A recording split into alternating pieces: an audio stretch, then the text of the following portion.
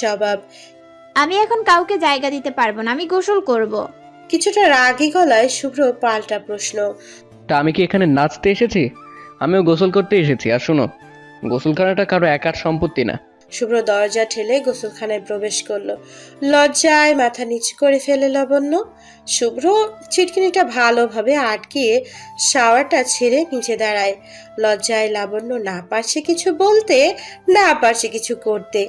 শুধু নিশ্চুপ হয়ে মাথা নিচু করে দাঁড়িয়ে শুভ্রর শরীরে সাবান লাগাচ্ছে আর আর চোখে লাবণ্যের দিকে তাকাচ্ছে।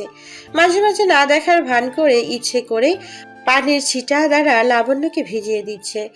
এতক্ষণ ধরে সব সহ্য করে গেলেও এবার মুখ খুলে লাবণ্য কি করছেন এসব? আমি যে ভিজে যাচ্ছি। ধীর গলায় বলে। আচমকা শুভ্র বালতি থেকে এক মগ পানি এনে লাবণ্যের মাথায় ঢেলে দেয়। লাবণ্যের মুখটা অন্ধকারের মতো করে বলে, এটা কি করলেন? মুচকি হেসে শুভ্রের জবাব। এতক্ষণ পুরোপুরি ভিজনি, তাই এখন পুরোপুরি ভিজিয়ে দিলাম। এখন আসো গোসল করিয়ে দেই। লাবণ্য কিছুটা পিছু সরে যায়।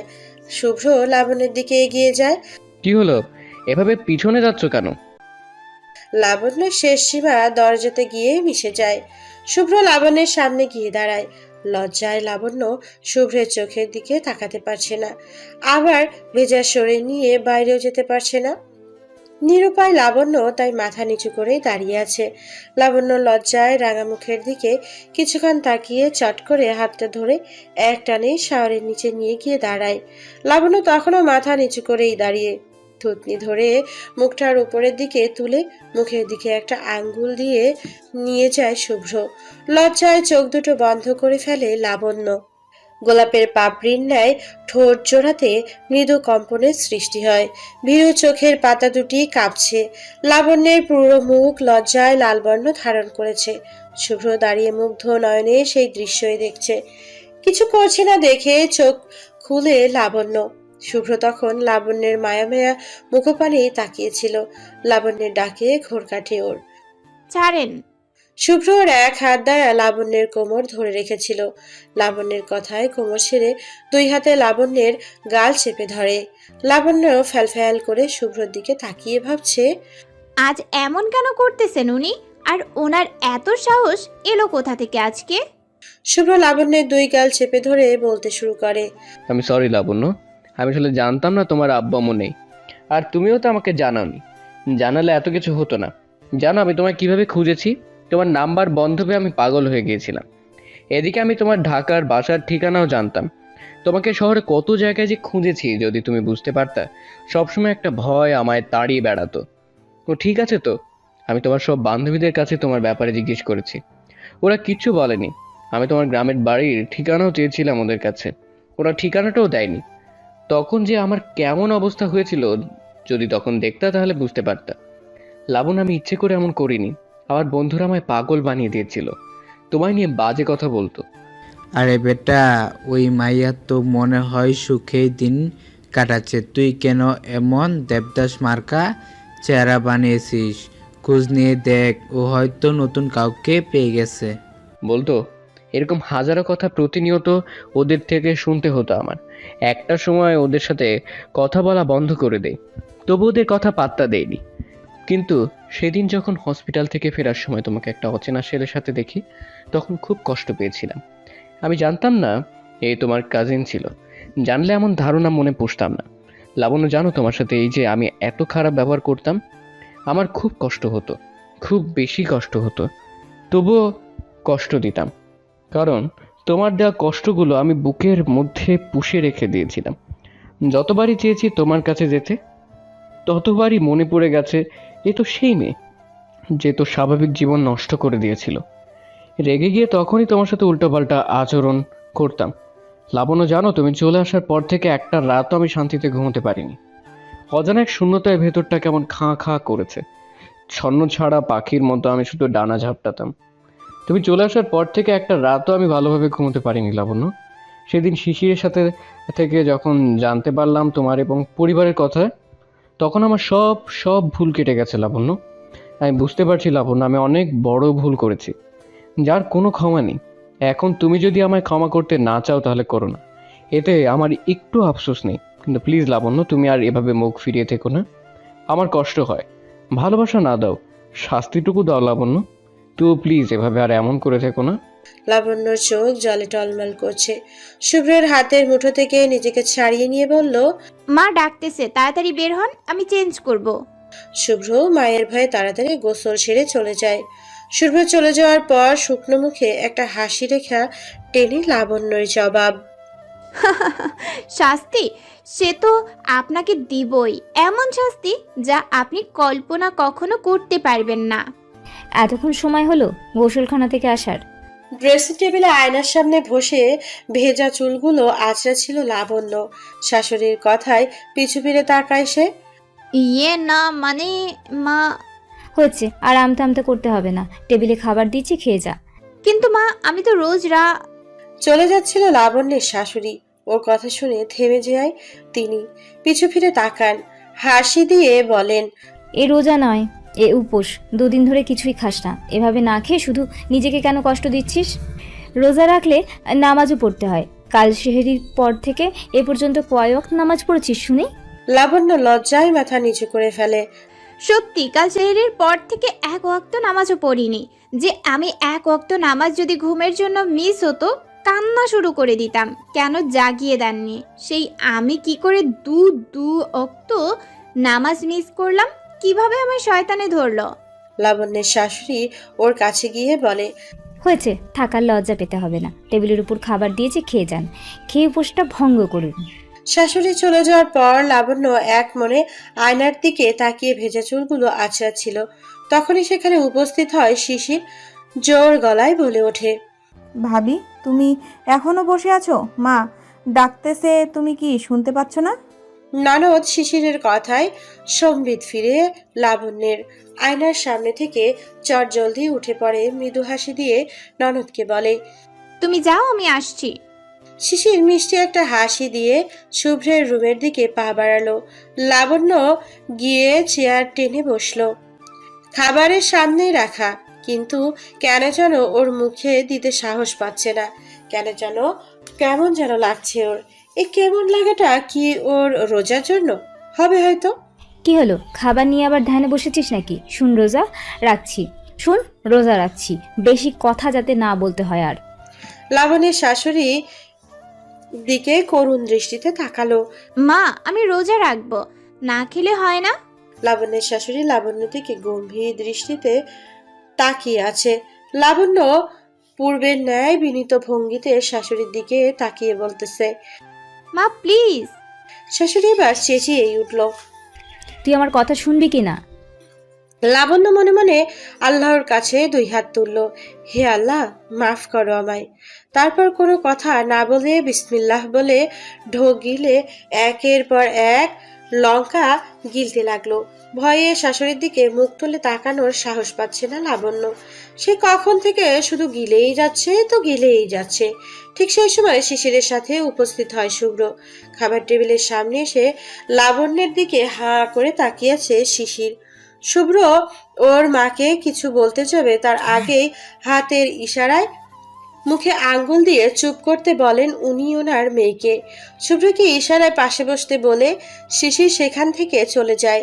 শুভ্রের সামনে খাবার আর পানির জগ এবং গ্লাস দিয়ে শুভ্রের মাও সেখান থেকে চলে যায়। পুরো এক প্লেট ভাত খেয়ে তবেই মাথা উঁচু করলো লাবণ্য। সামনে তাকাতেই দেখে শুভ্রের গালে হাত দিয়ে ওর দিকেই তাকিয়ে মুচকি মুচকি হাসছে। লাবণ্য চোখ ফিরিয়ে নেয় শুভ্রের থেকে। শুভ্র গ্লাসে পানি ঢেলে বলে, নাও খাও, না হলে যে হারে খেয়েছো গলায় আটকে যাবে। লাবণ্য কিছু না বলে ঢকঢক করে 2-3 গ্লাস পানি খেয়ে নেয়। সবশেষে প্লেটে পানি ঢেলে গেলে শুভ্র চোখ বড় বড় করে বলে ওঠে, আরে আরে, এ কি করছো? আম্মা তোমার জন্য এই যে আরো 1 প্লেট ভাত দিয়ে গেছে, এগুলো না খেয়ে হাত ধুচ্ছ যে? লাবণ্য চোখ বড় বড় করে বলে, এগুলো আমার নাকি আপনার? মা আপনাকে দিয়ে গেছে। শুভ্র গম্ভীর কণ্ঠে বলে, তওবা তওবা, রোজাদার ব্যক্তির এসব শোনাও যে পাপ। কি, আপনি রোজা? হ্যাঁ, তুমি জানো না আমি রোজা ভাঙি না জীবনেও। শুভ্রর কথা শুনে লাবণ্য কিছুটা লজ্জা পেল। তারপর নিচের দিকে তাকিয়ে বলল, না মানে আপনার তো রোজা হবে না, তাহলে আপনি রোজা রাখলেন কিভাবে? শুভ্র চোখে মুখে গাম্ভীর্যের ছাপ এনে বলে, শুনো, আমি ছেলে, আমি মেয়ে না যে আমার সাথে একসাথে 3টা 5টা 7টা রোজা কাজা হবে। কি লজ্জা! আমি কি বোঝাতে চাইলাম আর উনি কি বুঝলেন? লজ্জায় চোখ মুখ লাল বর্ণ ধারণ করেছে লাবণ্য, আর তাই তো অন্যদিকে তাকিয়েই বলে, ইয়ে মানে আমি এসব বুঝতে চাইনি। আমি তো বলতে চাইছিলাম রোজা ভঙ্গের যতগুলো কারণ আছে শুভ্র এবার সেইগুলো গড়গড় করে বলা শুরু করলো। লাবণ্যের লজ্জায় মাটিতে মিশে যাওয়ার অবস্থা। শুভ্র সেটা লক্ষ্য করে মিটমিটিয়ে হাসছে আর বলতেছে, এসব কারণের মধ্যে কোনটা আমাদের সাথে, আমার সাথে হয়েছে বলো, তাহলে আমি রোজা কেন হব না? লাবণ্য এবার তাড়াতাড়ি হাত ধুয়ে টেবিল থেকে উঠে দাঁড়ালো, হাস্য পিছু ডাকলো। কি হলো, বলে তো যাও, আমার রোজা ঠিক কোন কারণে হবে না? লাবণ্য কোনো কথা না বলে চটজলদি সেই স্থান পরিত্যাগ করে খাবারগুলো ঢেকে রেখে উঠে যাচ্ছিল শুভ্র। সামনে বাবার মুখোমুখি হয়, মুচকি হাসি দিয়ে পিঠে হাত বুলিয়ে দিয়ে ওর বাবার জবাব। সাব্বাস বেটা, এইভাবেই পিছনে আঠার মতো লেগে থাক। শুভ্র মাথা চুলকে সেই স্থান ত্যাগ করে। আসরের নামাজের আজান দিয়েছে, সবাই যে যার মতো নামাজ আদায় করতে চলে গেল। নামাজ শেষে এদিকে ওদিকে ভালোভাবে দেখে লাবণ্য, যে রুম থেকে সেই রুমে ঢুকে পড়ে শুভ্র। ফ্লোরে যায় নামাজ পেতে সেখানে বসেই কোরআন তেলাওয়াত করছিল লাবণ্য। শুভ্রকে দেখে কোরআন শরীফটা বন্ধ করে বক্সের ভিতরে রেখে দেয়। কাশি দিতে দিতে দরজার বাহির থেকে রুমের ভিতরে ঢোকে সে। লাবণ্য খাটের একপাশে মাথা নিচু করে বসেছিল, শুভ্র তার দিকেই সামনে সোফায় বসে। একটা কাশি দিয়ে বলে ওঠে শুভ্র। তা মিসেস লাবণ্য, রোজা তো আজকে দিনেই মনে হয় 17টা পূর্ণ হলো, তাই না? লাবণ্য কোনো কথা না বলে মাথা নিচু করে আছে। শুভ্র হেসে বলল, আল্লাহ, আম্মা তোমায় খাওয়ানোর জন্য একটু মিথ্যে বললো আর তাতেই তুমি খেয়ে উঠলে। তুমি তো দেখছি ছোট বাচ্চাদের মতোই। ছোটবেলায় রোজা রাখতাম বলে মা কত কিছু বলে রোজা ভাঙাতো, বলতো যে খেয়ে নে, এক রোজা হয়ে যাবে। ডাক না দিলে না খেয়ে রোজা রাখতাম। আর আম্মা কত কথা যে বলতো, সেসব কথা আজকে তোমায়ও বলছে। আর বাচ্চা মেয়ে সেটা বিশ্বাস করে দিনের বেলা ইফতার করে ফেলেছে। যাকগে চিন্তা, একটা হয়ে গেছে তোমার। শুভ্র হাসছে। লাবণ্য মুগ্ধ দৃষ্টিতে সেই হাসির দিকে তাকিয়ে আছে, মনে মনেই ভাবছে, ইস, কত সুন্দর করে হেসে হাসি অনর্গল কথা বলতেছে। কি করে পারে মানুষ এত সুন্দর করে কথা বলতে? এতই সুন্দর যে সারা জীবন ধরে সে কথা শুনলেও মুগ্ধতার রেশ কাটবে না। এই মুখ, এই হাসি, এই কথায় বিভোর হয়েই তো একদিন ওর প্রেমে মজেছিলাম। তারপর কি পেলাম আমি বিনিময়ে? লাঞ্ছনা, গঞ্জনা আর এক বুক বেদনা। লাবণ্য সুন্দর ফর্সা মুখটা নিমেষেই কালো অন্ধকারের ন্যায় হয়ে যায়। মনে মনে আমি যে ওর প্রতি দিনকে দিন দুর্বল হয়ে যাচ্ছি। না না, এ হতে পারে না। ওর দেওয়া আঘাত ক্ষত এখনো বুকের ভেতরে তাজা হয়ে রয়ে গেছে। সেই সব ক্ষতের দাগ এখনো শুকায়নি। না না, আমি এভাবে হেরে যেতে পারি না। ওর প্রতি আমার কোনো মায়া, কোনো টান থাকতে পারে না। লাবণ্য এক লাফে বিছানা থেকে উঠে দাঁড়ায়। তারপর বিড়বিড় করে কি যেন বলে সে রুম ত্যাগ করলো। চোখের পলকে মাহে রমজান বিদায় নিল। আজ পবিত্র ঈদ উল ফিতর। চিরাচরিত নিয়মে আজও সবার আগে, মানে কাকপক্ষী জাগার আগে শুভ্র জেগে যায়। যেহেতু প্রতি বছর ওরা গ্রামে দাদার বাড়িতে ঈদ করে, সেহেতু প্রতিযোগিতা শুভ্র ওর বোন এবং কাজিনের সাথেই করত। কার আগে কে গোসল করতে পারে সেই প্রতিযোগিতা। প্রচন্ড শীতের মধ্যে কেঁপে কেঁপে গোসল করার মাঝেও আনন্দ আছে, যদি সেটা কোনো উৎসব, বিশেষ করে ঈদের জন্য হয়। শীতে রীতিমতো কাঁপছিল শুভ্র, তবু গোসলটা সেরে আসে। সবার আগে গোসল করতে যেয়ে মনে হচ্ছে এতটাই আগে গোসল করে ফেলেছে যে এখনো ফজরের আজান দিচ্ছে না।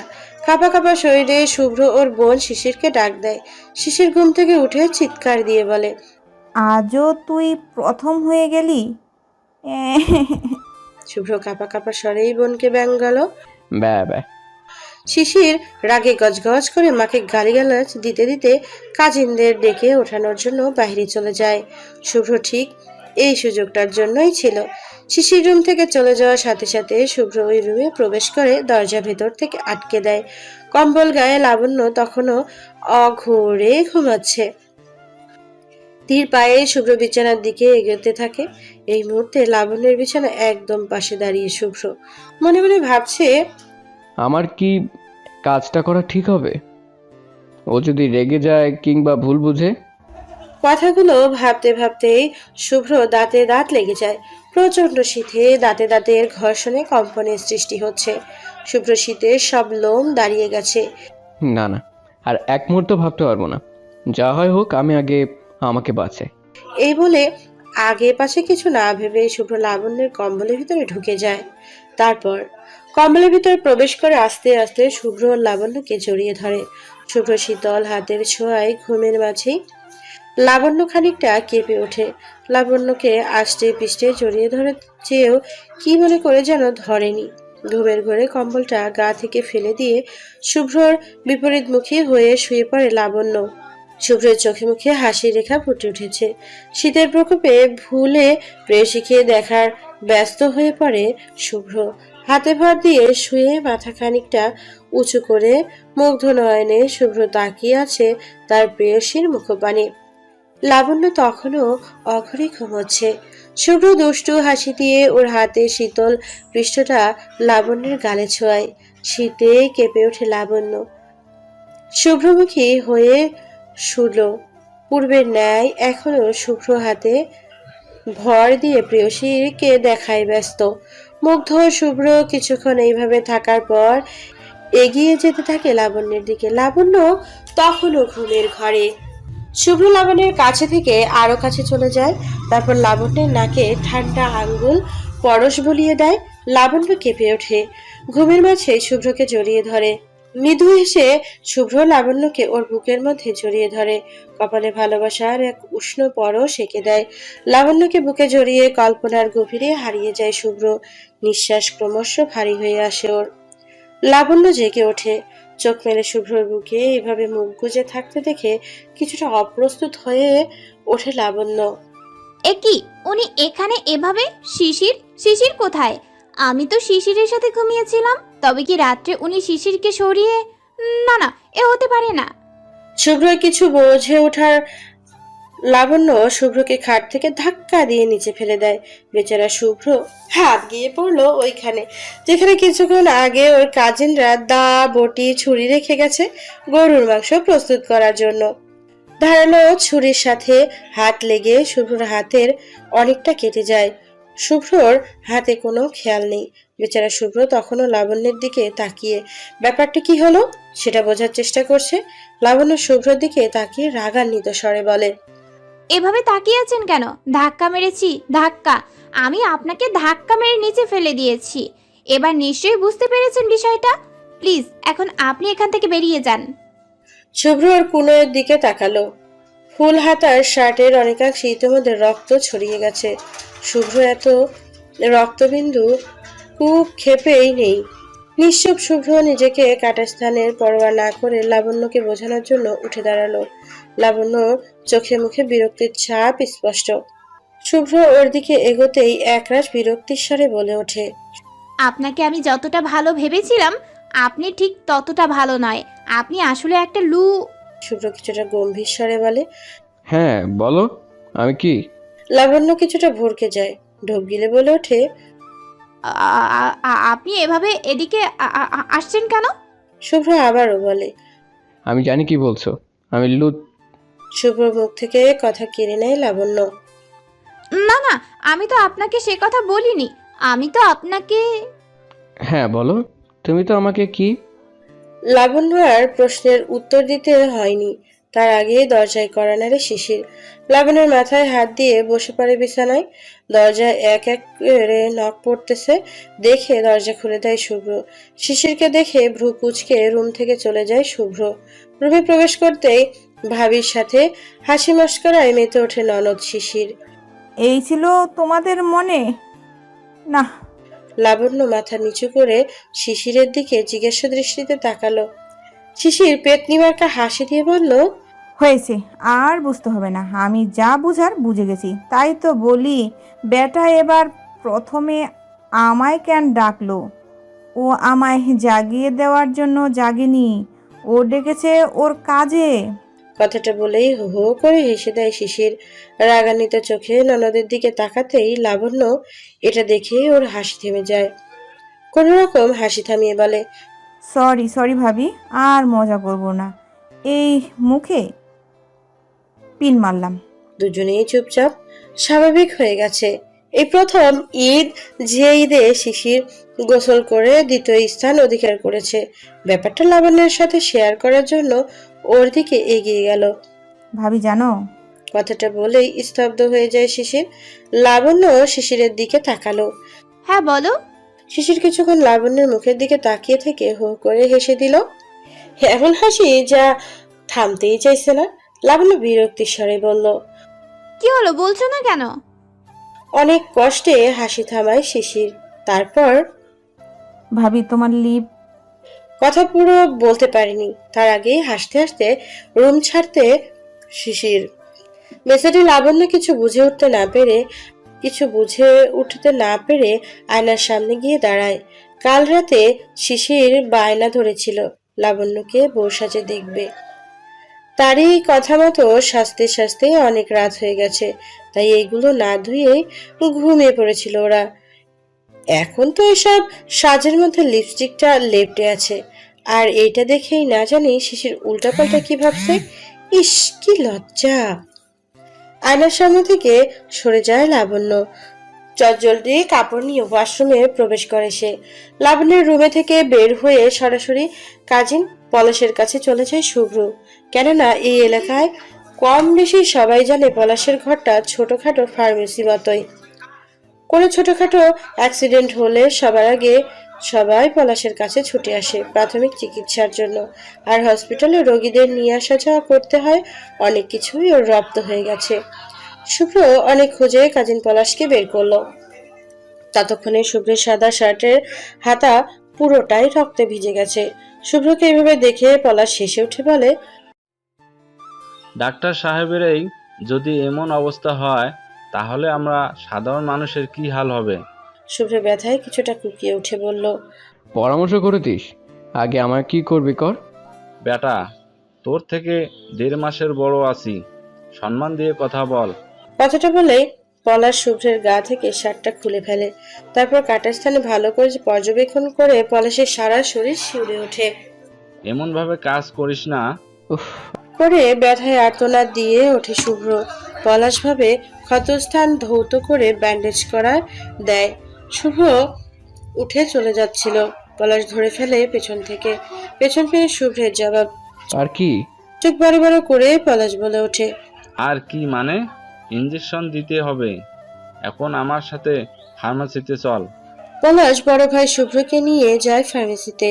সেখানে থেকে ইঞ্জেকশন দিয়ে তবেই ছাড়ে ওকে। ছাড়ার আগে বলে দেয়, শুনো, আজকে কোথাও যাবি না আর। এখন গিয়ে বিছানায় শুয়ে রেস্ট নিবি। শুভ্র মৃদু হেসে বলে। পাগল, সামান্য আঘাতে এত কেয়ার? বাড়ির দিকে পা বাড়িয়েছিল শুভ্র। তার আগে রাস্তা থেকে ধরে নিয়ে যায় ওকে ওর ছোট চাচি মরিয়ম। শুভ্র বারবার বলতেছে, কাকিমা আমি বাসা থেকে দেখা করে আসি একবার। ওর কাকিমার একটাই জবাব, দেখা পরে করবি। আর ঈদের দিন ওরা কিছু বলবে না, আগে আমাদের বাসা থেকে খেয়ে তারপর যাবি। শুভ্রকে একরকম জোর করে ওর কাকিমা কাকার বাসায় নিয়ে যায়। পিঠা, পায়েস এবং নানান রকম মিষ্টান্ন শুভ্রের সামনে সাজিয়ে রেখে হচ্ছে। শুভ্র চোখ বড় বড় করে কাকিমাকে প্রশ্ন করে, আমাকে কি খাবারের ভিতর ডুবিয়ে মারবে তোমরা? শুভ্রের কাকিমা মিষ্টি হাসি দিয়ে বলে। শুভ্র মনে মনে বলে, ও, সব আয়োজন তাহলে একমাত্র বউয়ের জন্য? বড় খাদক তাহলে মেম সাহেব। ভাবতে ভাবতেই মেম সাহেবের হাজির। শুভ্র সেদিকে না তাকানোর ভান করে খাওয়া শুরু করে। এদিকে লাবণ্য শুভ্রকে দেখে দাঁড়িয়ে যায়। লাবণ্য মাথা নিচু করে খাটের এক পাশে পা ঝুলিয়ে বসলো। কাকিমা লাবণ্যের পাশে এসে দাঁড়ালো। পা উঠিয়ে শুভ্রর পাশে গিয়ে বসলো। পলাশের বউ আসছে, আরো আসছে সুমন আর সুমনের বউ, হিমেল আর ওর বউ। ওদের দাওয়াত আজকে। ওরা সবাই এখানে টেবিলে খাবে, শুধু পলাশ আর ওর বউ ওদের সাথে বসবে। শুভ্র এতক্ষণে চোখ তুলে তাকায়। কাকিমা, নতুন বউয়ের সামনে আমরা খাবো? ব্যাপারটা কেমন কেমন না? শুভ্র আমতা আমতা করে বলল। হ্যাঁ জানি, কিন্তু তবুও কেমন যেন লাগছে। কথা শেষ না হতেই পলাশ ওর বউকে নিয়ে হাজির। হাসি হাসি মুখ নিয়ে পলাশ বলে ওঠে। কি ব্যাপার, কি নিয়ে কথা চলছে এখানে? শুভ্র কথা ঘুরিয়ে বলল। সে কিছু না ভাইয়া। ইতিমধ্যে হিমেল সুমনও ওদের বউ নিয়ে হাজির। কাকিমা লাবণ্যকে উপরে উঠে শুভ্রর পাশে গিয়ে বসতে বলল। নিশ্চয় লাবণ্য শুভ্রের পাশে গিয়ে বসলো। এক পাশে লাবণ্য শুভ্র আর এক পাশে পলাশ মৌরি। আর রুমের টেবিলে বসে খাচ্ছে সুমন নাইমা হিমেল লামিয়া। সবাই বেশ চুপচাপ খেয়ে তেজ চলেছে, শুধু লাবণ্য ইতস্তত করছে।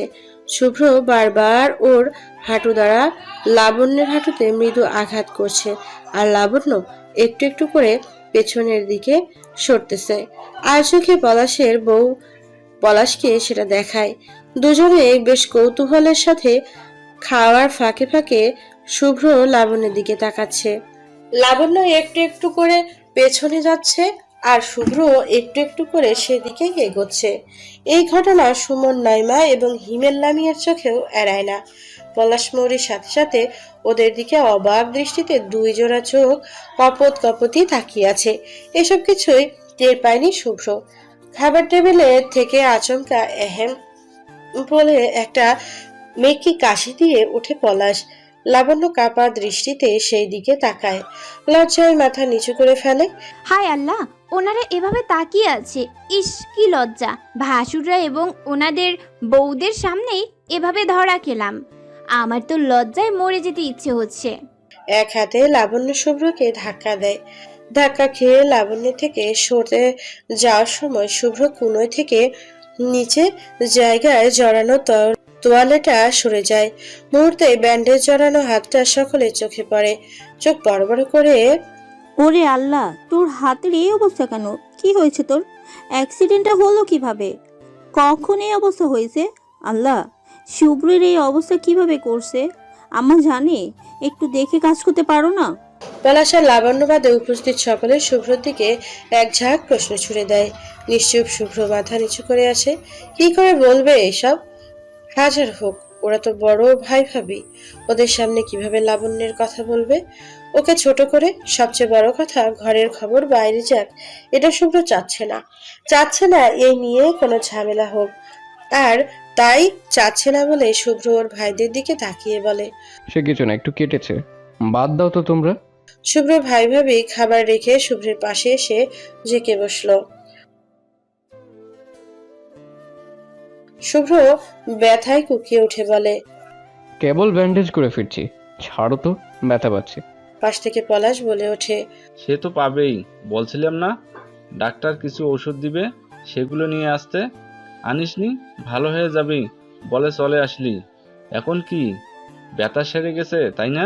শুভ্রের কাছ থেকে সরে এবার সবাই পলাশের দিকে আসলো। পলাশ শুভ্রের দিকে এক নজর তাকায়। শুভ্র তখন মাথা নাড়িয়ে ইশারা করতেছে যাতে না বলে, কিন্তু পলাশ মুচকি হাসি দিয়ে গড়গড় করে বলা শুরু করে। আমাদের ভ্রম বিছানায় গড়াগড়ি খাচ্ছিল। ভাইয়া ভাবি গড়াগড়িটা এতটাই বেশি হয়ে গেছে যে খাট থেকে ধপাস করে পড়ে গেছে। আমরা যে জিনিসগুলো বড় আম্মাকে দিয়ে এসেছি, মানে দা, বটি, ছুরি, ওইগুলো কাকিমা ফ্লোরে রেখেছিল। দুর্ভাগ্যক্রমে আমাদের ভাইয়াটা সেখানে গিয়েই পড়েছে, এই আর কি। সকলের দৃষ্টি তখন লাবণ্যের দিকে। লাবণ্য দিকে তাকিয়ে চোখ ফিরিয়ে নিল সবাই। গড়াগড়ির আর সময় পেলে না? ফজরের নামাজের সময় গেছো বিছানায় গড়াগড়ি করতে? কথাটা বলে একটা রহস্যজনক হাসি দিল শুভ্রর দুই ভাবি। পলাশ ভাবিদের সাথে পাল্লা দিয়ে টিপ্পনি কাটলো। আরে ভাবিরা, বোঝো না কেন, এখন সময় ভালো। পলাশের কথায় আর সবাই হো হো করে হেসে উঠল। লজ্জায় কষ্টে লাবণ্যের চোখ জোড়া ছলছল করে উঠল। লজ্জা পাচ্ছে ভাসুর বউ মানে ভাবিদের টিপ্পনি শুনে, আর কষ্ট হচ্ছে খাট থেকে ও নিজেই তো ধাক্কা দিয়ে ফেলে দিয়েছে। আর ওর কারণে আজ শুভ্র এতটা কষ্ট পাচ্ছে। ব্যাপারটা মেনে নিতে কষ্ট হচ্ছে লাবণ্যের। আজ যেন চোখের জলও বাদ মানছে না। অঝরে গড়িয়ে পড়ছে চোখ থেকে অশ্রুকণা। অজস্র জলকণা ভিড় করেছে লাবণ্যের নেত্রকোণে। খাবার সামনে থেকেও কিছু খেতে পাচ্ছে না লাবণ্য। চোখ দুটো যেন ক্রমশ ঝাপসা হয়ে আসছে। হাত ধুয়ে বিছানা ছেড়ে উঠে যায় লাবণ্য। ভাসুরের বউরা চোখ বড় বড় করে প্রশ্ন করে। সে কি লাবণ্য, ঝালমুখ না করেই চলে যাবে?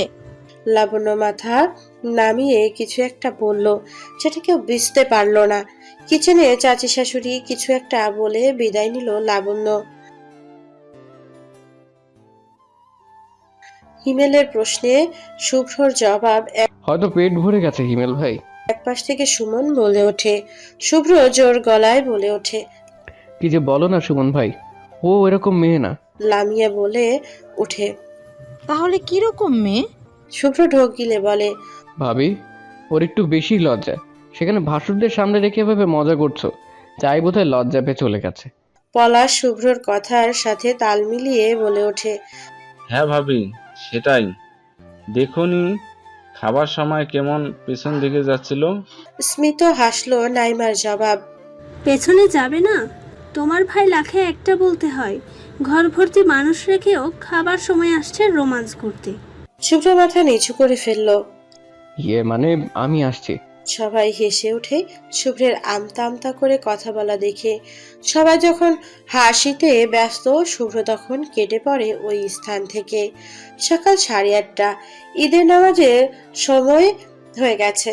আশেপাশে ঈদগাহ ময়দানে মাইক থেকে সে স্বরেই ভেসে আসছে। সমস্ত মুসলমান ভাইদের ঈদগাহে উপস্থিত হবার আহ্বান হচ্ছে। নতুন পাঞ্জাবি পাজামা গায়ে জড়িয়ে কাঁধে জায়নামাজটা নিয়ে বাপ, চাচা, চাচাতো ভাই, জ্যাঠাতো ভাইদের সাথে এগিয়ে চলেছে শুভ্র ঈদগাহের দিকে। বাড়ি থেকে বের হয়ে 2 ভাগে ভাগ হয়ে যায় ওরা।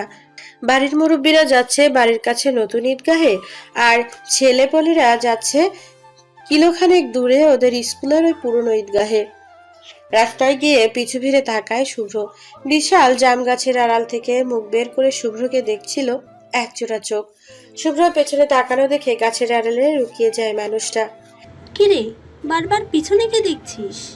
কাজিনের প্রশ্নে সে কিছু না বলে একটা মুচকি হাসি দিয়ে পথ চলতে থাকে শুভ্র। ওরা সকাল 11টা নাগাদ ঈদগাহ থেকে নামাজ পড়ে এবং ছোট্ট আড্ডা দিয়ে বাসায় ফিরল। ঈদগাহ থেকে বাড়ির ছেলেরা সরাসরি শুভ্রদের বাসায় চলে আসে, কারণ ঈদগাহে যাওয়ার আগে বাড়ির মুরব্বী বড় আম্মা মনে একমাত্র জেঠিমা বলে দিয়েছেন নামাজ শেষে যেন এই বাসায় চলে আসা হয়। আর সেই মতেই ওরা এখানে এসে উপস্থিত হলো। বাড়িতে পা রাখতেই শুভ্রের কানে ভেসে মায়ের কণ্ঠ। কণ্ঠ শুনে মনে হচ্ছিল ভীষণ রেগে আছে। শুভ্র ওর কাজিনদের রুমে বসতে বলে কেসটা কি জানার জন্য মায়ের রুমের দিকে পা বাড়ায়। রুমে প্রবেশ করা মাত্রই আঁতকে ওঠে শুভ্র। মায়ের রুমের বিছানায় চাদরের অনেকাংশ ফোঁটা ফোঁটা রক্তে ভেজা, আর তার ঠিক পাশেই মাথা নিচু করে বসে আছে লাবণ্য। তার পাশে ডাক্তার সহ ওর বাবা মা ও বোন। অবাক বিস্ময়ে প্রশ্ন করে শুভ্র।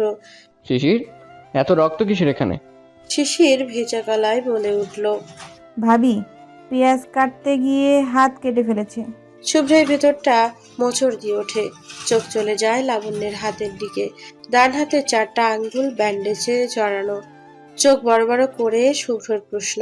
পেঁয়াজ কাটলে কারো এভাবে হাত কাটে? তুই আমাকে শেখাতে আসছিস? শিশির কাপা গলায় বলে।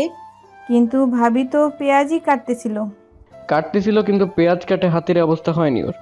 রক্ত দেখছিস? দেখে মনে হচ্ছে গরু জবাই করা হয়েছে এখানে। লাবণ্য তখনও মাথা নিচু করে চুপটি করে বসে আছে। শুভ্র অশ্রু ভেজা চোখে লাবণ্যের দিকে তাকিয়ে আছে। আমি জানি লাবণ্য, তুমি পেঁয়াজ কেটে নয় অন্যভাবে হাত কেটেছো। ডক্টরের কথায় হুঁশ হয় শুভ্রের। হাতে একটা ইঞ্জেকশন নিয়ে ডাক্তার দাঁড়িয়ে সেটা দেখে পথ থেকে সরে দাঁড়ায় শুভ্র। ডাক্তার কাকা লাবণ্যের দিকে ইঞ্জেকশনের সিরিঞ্জ নিয়ে এগোতে থাকে। ভয়ে চিৎকার দিয়ে খাটের একপাশ থেকে মধ্যিখানে গিয়ে জড়সড় হয়ে বসে থাকে লাবণ্য। ডাক্তার একটা হাসি দিয়ে বলল, লাবণ্য নিজেকে গুটিয়ে আরো জড়সড় হয়ে বসে আর খাটের মধ্যে কানে। শুভ্রের বাবা বলল, লাবণ্য, এইদিকে আসো। তুমি একটুও মাথা পাইবে না। লাবণ্য চোখ বন্ধ করে বলতেছে। না বাবা, আমি পারবো না, আমি ইনজেকশন দিব না। লাবণ্যের শ্বশুর শাশুড়ি ডাক্তার চাচা কারো কথা শুনেনি লাবণ্য। সেটা থেকে খাটে লাবণ্যের কাছে যায় শিশির। ভাবি, তোমার কিচ্ছু হবে না, ভয় পাওয়ার কিচ্ছু নেই ভাবি।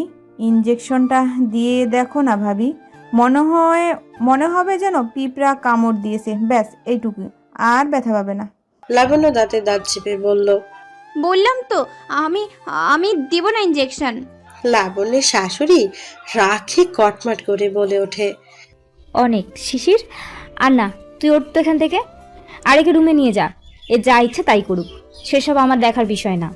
শিশির ওর ভাবিকে নিয়ে রুমে চলে যায়। এই বলে ব্যাগ গুছিয়ে ডাক্তার চলে যাচ্ছিল। শুভ্র পেছন থেকে ডাক দেয়। কাকা, ডাক্তার দাঁড়িয়ে পড়ে। শুভ্র ডাক্তারের কাছে গিয়ে বলে, কাকা ইঞ্জেকশনটা আমার কাছে দিয়ে যান, আমি বুঝিয়ে শুনিয়ে একটা পুশ করে দিব। ডাক্তার শুভ্রর হাতে ইঞ্জেকশনটা দিয়ে যায়। শুভ্রের মা কিচেনে চলে যায়। শুভ্র শিশিরের রুমের দিকে পা বাড়ায়। শুভ্র গিয়ে দরজার সামনে দাঁড়ায়। ভাইকে দেখে শিশির রুম থেকে বেরিয়ে আসে। ভাইয়া, কিছু বলবি? শুভ্র লুকিয়ে রাখা ইঞ্জেকশনের দিকে চোখে ইশারা করে। লাবণ্য সেটা দেখে মুচকি হাসে। শুভ্র জানায়, শিশির, ওরা সবাই খেতে আসছে, যা মায়ের সাথে গিয়ে হেল্প কর, আমি আছি তোর ভাবির পাশে। মুচকি হেসে শিশির সেখানে চলে যায়। ইঞ্জেকশনের সিরিঞ্জ হাতে পেছনে হাত রেখে রুমে প্রবেশ করে শুভ্র। শুভ্রকে দেখে কিছুটা ইজিলি বসে লাবণ্য। একটা স্বস্তির নিঃশ্বাস ফেলে মনে মনে বলে, বাঁচা গেল। ভোরের ঘন্টাটার জন্য সরি বলার এখনই উপযুক্ত সময়। লাবণ্য খাটের মধ্যিখানে বসে শুভ্রর দিকে তাকায়, তারপর নিচু স্বরে বলে, সরি। শুভ্র লাবণ্যের দিকে তাকায়। লাবণ্য ভেজা কণ্ঠে বলে, আসলে আমি জানতাম না নিচে দা বটি রাখা আছে। আমি সত্যিই দুঃখিত তখনকার ঘটনার জন্য। শুভ্র একটা অট্ট হাসি দেয়। বোকার মতো লাবণ্য শুভ্রের দিকে তাকিয়ে প্রশ্ন করে, কি হলো? শুভ্র নিচু স্বরে বলে, আরে বোকা মেয়ে, আমার তো কোনো হাতই কাটেনি। লাবণ্য চোখ বড় বড় করে প্রশ্ন করে, মানে? শুভ্র ব্যান্ডেজ জড়ানো হাতটা লুকিয়ে অন্য হাতে লাবণ্যের সামনে উপস্থাপন করে। এই দেখো, কিচ্ছু নেই, কোনো ব্যান্ডেজ নেই। আমি বিশ্বাস করি না। বলে লাবণ্য খাট থেকে নেমে শুভ্রের অন্য হাতের দিকে এগিয়ে যায়। তারপর শরীরের তোয়ালেটা ফেলে দেয়। শুভ্র তখন পাঞ্জাবি গায়ে ছিল, তাই লাবণ্য ব্যান্ডেজটা দেখতে পায়নি। তবে যা দেখতে পায় তা দেখেও শরীরটা শিউরে ওঠে। শুভ্রকে কিছু না বলেই দৌড়ে পালাতে চাচ্ছিল লাবণ্য। দরজার সামনে আড়ি পেতেছিল শিশির। লাবণ্য রুম থেকে বের হওয়ার আগেই দরজা বাইরে থেকে বন্ধ করে দেয় শিশির। অট্ট হাসিতে মেটে ওঠে ডাক্তার শুভ্র। ইঞ্জেকশন হাতে লাবণ্যের দিকে এগোতে থাকে। ভয়ে কলেজে শুকিয়ে যাওয়ার উপক্রম লাবণ্যের। দেয়ালের সাথে একদম মিশে যায় সে। ধীর পায়ে শুভ্র সেই দিকেই এগোচ্ছে। একটু একটু করে পৌঁছে যায় দরজার পাশে। লাবণ্যের কাছে এক হাত দিয়ে প্রাণপণে লাবণ্য শুভ্রকে দূরে সরানোর চেষ্টা করছে, কিন্তু শুভ্রের সাথে কিছুতেই পেরে উঠতে পারছে না। চোখ দুটো বন্ধ করে কাঁদো কাঁদো স্বরে বলে উঠল লাবণ্য, আমি ইনজেকশন দিব না, তবুও আপনি কেন এমন করতেছেন আমার সাথে? কেন এভাবে আমার পিছু লেগেছেন? কি ক্ষতি করেছি আমি আপনার? চোখ বন্ধ করে কথাগুলো বলছিল লাবণ্য। জবাবে শুভ্র বলে ওঠে, ভুলিনি এখনো ভোরের ঘটনা, এখনো হাতটা ব্যথা করতেছে। শুভ্রের এমন কথা শুনে চোখ মেলে তাকায় লাবণ্য। জল ছলছল চোখে শুভ্রের দিকে তাকিয়ে বলে, সরি বলছি তো। তাহলে ইঞ্জেকশনটা দাও, সরি অ্যাকসেপ্ট করব, প্রমিস। লাবণ্য শুভ্রের চোখের দিকে তাকিয়ে গায়ে জ্বর ছেড়ে দেয়। মুহূর্তে একদম ইজিলি দাঁড়িয়ে আছে লাবণ্য। শুরু সেই সুযোগটায় কাজে লাগালো। জলদি ইঞ্জেকশনটা রেডি করে লাবণ্যের দিকে তাকায়, গম্ভীর কণ্ঠে বলে, তাহলে প্রস্তুত? লাবণ্য মাথা নেড়ে হ্যাঁ বোধক সম্মতি জানায়। শুভ্র লাবণ্যের হাত ধরে খাটে নিয়ে বসায়। লাবণ্য তখন শুভ্রের চোখের দিকে তাকিয়ে ধারালো সুচ দেখে ঘোর কাটে লাবণ্য। শুভ্র ততক্ষণে কাজ সেরে ফেলেছে। এক হাতে লাবণ্য শুভ্রর কাঁধের কাপড় চেপে ধরে চোখ দুটো বন্ধ করে ফেলে। ইতিমধ্যে ইঞ্জেকশনটা দেওয়া শেষ। এই মুহূর্তে শুভ্র লাবণ্যের দিকে অপলক দৃষ্টিতে তাকিয়ে আছে। লাবণ্য এখনো দুই চোখ বন্ধ করে মুখটা বাচ্চাদের মতো করে আছে, নিশ্চুপ। শুভ্র একবার লাবণ্যের মুখের দিকে তো আরেকবার ওর কাঁধের দিকে তাকাচ্ছে। বেশ খানিকটা সময় অতিবাহিত হবার পর চোখ খুলে লাবণ্য। চোখাচোখি হয় দুজনের, মুগ্ধকর দৃষ্টি। কিছুটা সময় একজনের অপরজনের দিকে তাকিয়েছিল। হঠাৎ চোখ যায় শুভ্রের কাঁধের দিকে। লাবণ্য তাড়াতাড়ি হাতটা নিয়ে আসে কাঁধ থেকে। শুভ্র থেকে চোখ সরিয়ে অনেকটা নিশ্চুপ হয়ে মাথা নিচু করে বসে আছে লাবণ্য। শুভ্র কোনো কথা না বলে অনেকক্ষণ লাবণ্যের দিকে এক দৃষ্টিতে তাকিয়েছিল। মিনিট পাঁচেক পর নীরবতা ভেঙে মুখ খোলে শুভ্র। প্রশ্ন করে লাবণ্যকে। কেন এমনটি করেছো? লাবণ্য বুঝেও না বোঝার ভান করে অনেকটা দূরে সরে যায়। লাবণ্যের সাথে সাথে শুভ্রও দাঁড়িয়ে পড়ে। লাবণ্য দু বাহু ধরে মুখটা শুভ্র ওর নিজের দিকে ফিরিয়ে নেয়। তারপর আবারও প্রশ্ন করে। কি হলো বলছো না যে? কেন কেটেছো হাত? চুপ করে থেকো না, উত্তর দাও। লাবণ্য বিষণ্ণ মনে শুভ্রের মুখের দিকে তাকায়, তাকিয়ে চোখটা ফিরিয়ে নেয়। শুভ্র চেঁচিয়ে বলে ওঠে। চোখ সরিয়ে নিলেই সব সমস্যার সমাধান হয়ে যায় না লাবণ্য। লাবণ্য শুভ্রের থেকে নিজেকে ছাড়িয়ে কিছুটা দূরে সরে গিয়ে নিয়ে মৃদু স্বরে বলে। আমি হাত কাটিনি, অসাবধানতায় কেটে গেছে। শুভ্র লাবণ্যের দুই বাহু ধরে ঝাঁকিয়ে বলে। তবে চোখ কেন ফিরিয়ে নিয়েছো তুমি? কেন আমার দিকে তাকিয়ে কথা বলতে পারছো না? তুমি কি ভেবেছো আমি কিচ্ছু বুঝি না? কিচ্ছু না। আরে এতটা বোকা আমি নই যতটা তুমি ভেবেছো। আমায় তুমি ভালোবাসো এটা তোমার মুখ নয়, তোমার চোখ জানান দিচ্ছে। অনুভূতিগুলো যতই লুকানোর চেষ্টা করো না কেন, তোমার এই চোখের ভাষা কিন্তু আমি ঠিক পড়ে নিয়েছি। তুমি আমাকে কতটা ভালোবাসো সেটা তোমার চোখ দেখেই বুঝে গেছি। লাবণ্য অসহায় চোখে একবার শুভ্রর দিকে তাকালো, তারপর ওর বাহু থেকে শুভ্রের হাত দুটো সরিয়ে নিয়ে খানিকটা দূরে গিয়ে দাঁড়ালো। দূরে দাঁড়িয়ে শুভ্র হেসে ওঠে। তারপর লাবণ্যের কাছে গিয়ে বলে। শুনো, তুমি শুধু আমার থেকে এতটুকু দূরেই যেতে পারবা, এর চেয়ে বেশি নয়। কি মনে করেছো তুমি দূরে গেলেই আমি তোমাকে দূরে যেতে দিব? ভালোবাসি তোমাকে, বড্ড বেশি ভালোবাসি। কি করে আমি সে ভালোবাসা মানুষটাকে দূরে সরে যেতে দিই বলো? আর লাবণ্য, আমি তো তোমাকে সরি বলেছি, আমার কৃতকর্মের জন্য ক্ষমা চেয়েছি, ভুল স্বীকার করেছি, তবুও কেন তুমি আমার থেকে এভাবে দূরে দূরে থাকছো? লাবণ্য চোখ মুখ শক্ত করেই বলে। কারণ আপনি ভালোবাসলেও আমি আপনাকে ভালোবাসি না, ভালোবাসতে পারবো না। শুভ্র লাবণ্যের দুই বাহু ধরে বলে। কেন ভালোবাসতে পারবে না? লাবণ্য আবারও ওর বাহুদ্বয় থেকে শুভ্রর হাতটা সরিয়ে নেয়। তারপর কিছুটা সামনে গিয়ে বলে। কারণ আমার সব অনুভূতিগুলো অনেক আগেই ভোতা হয়ে গেছে। আমি আর এখন ভালোবাসতে পারবো না আপনাকে। শুভ্র দুই হাত দিয়ে লাবণ্যের একটা হাত আঁকড়ে ধরে বলে। প্লিজ লাবণ্য, এমন করো না।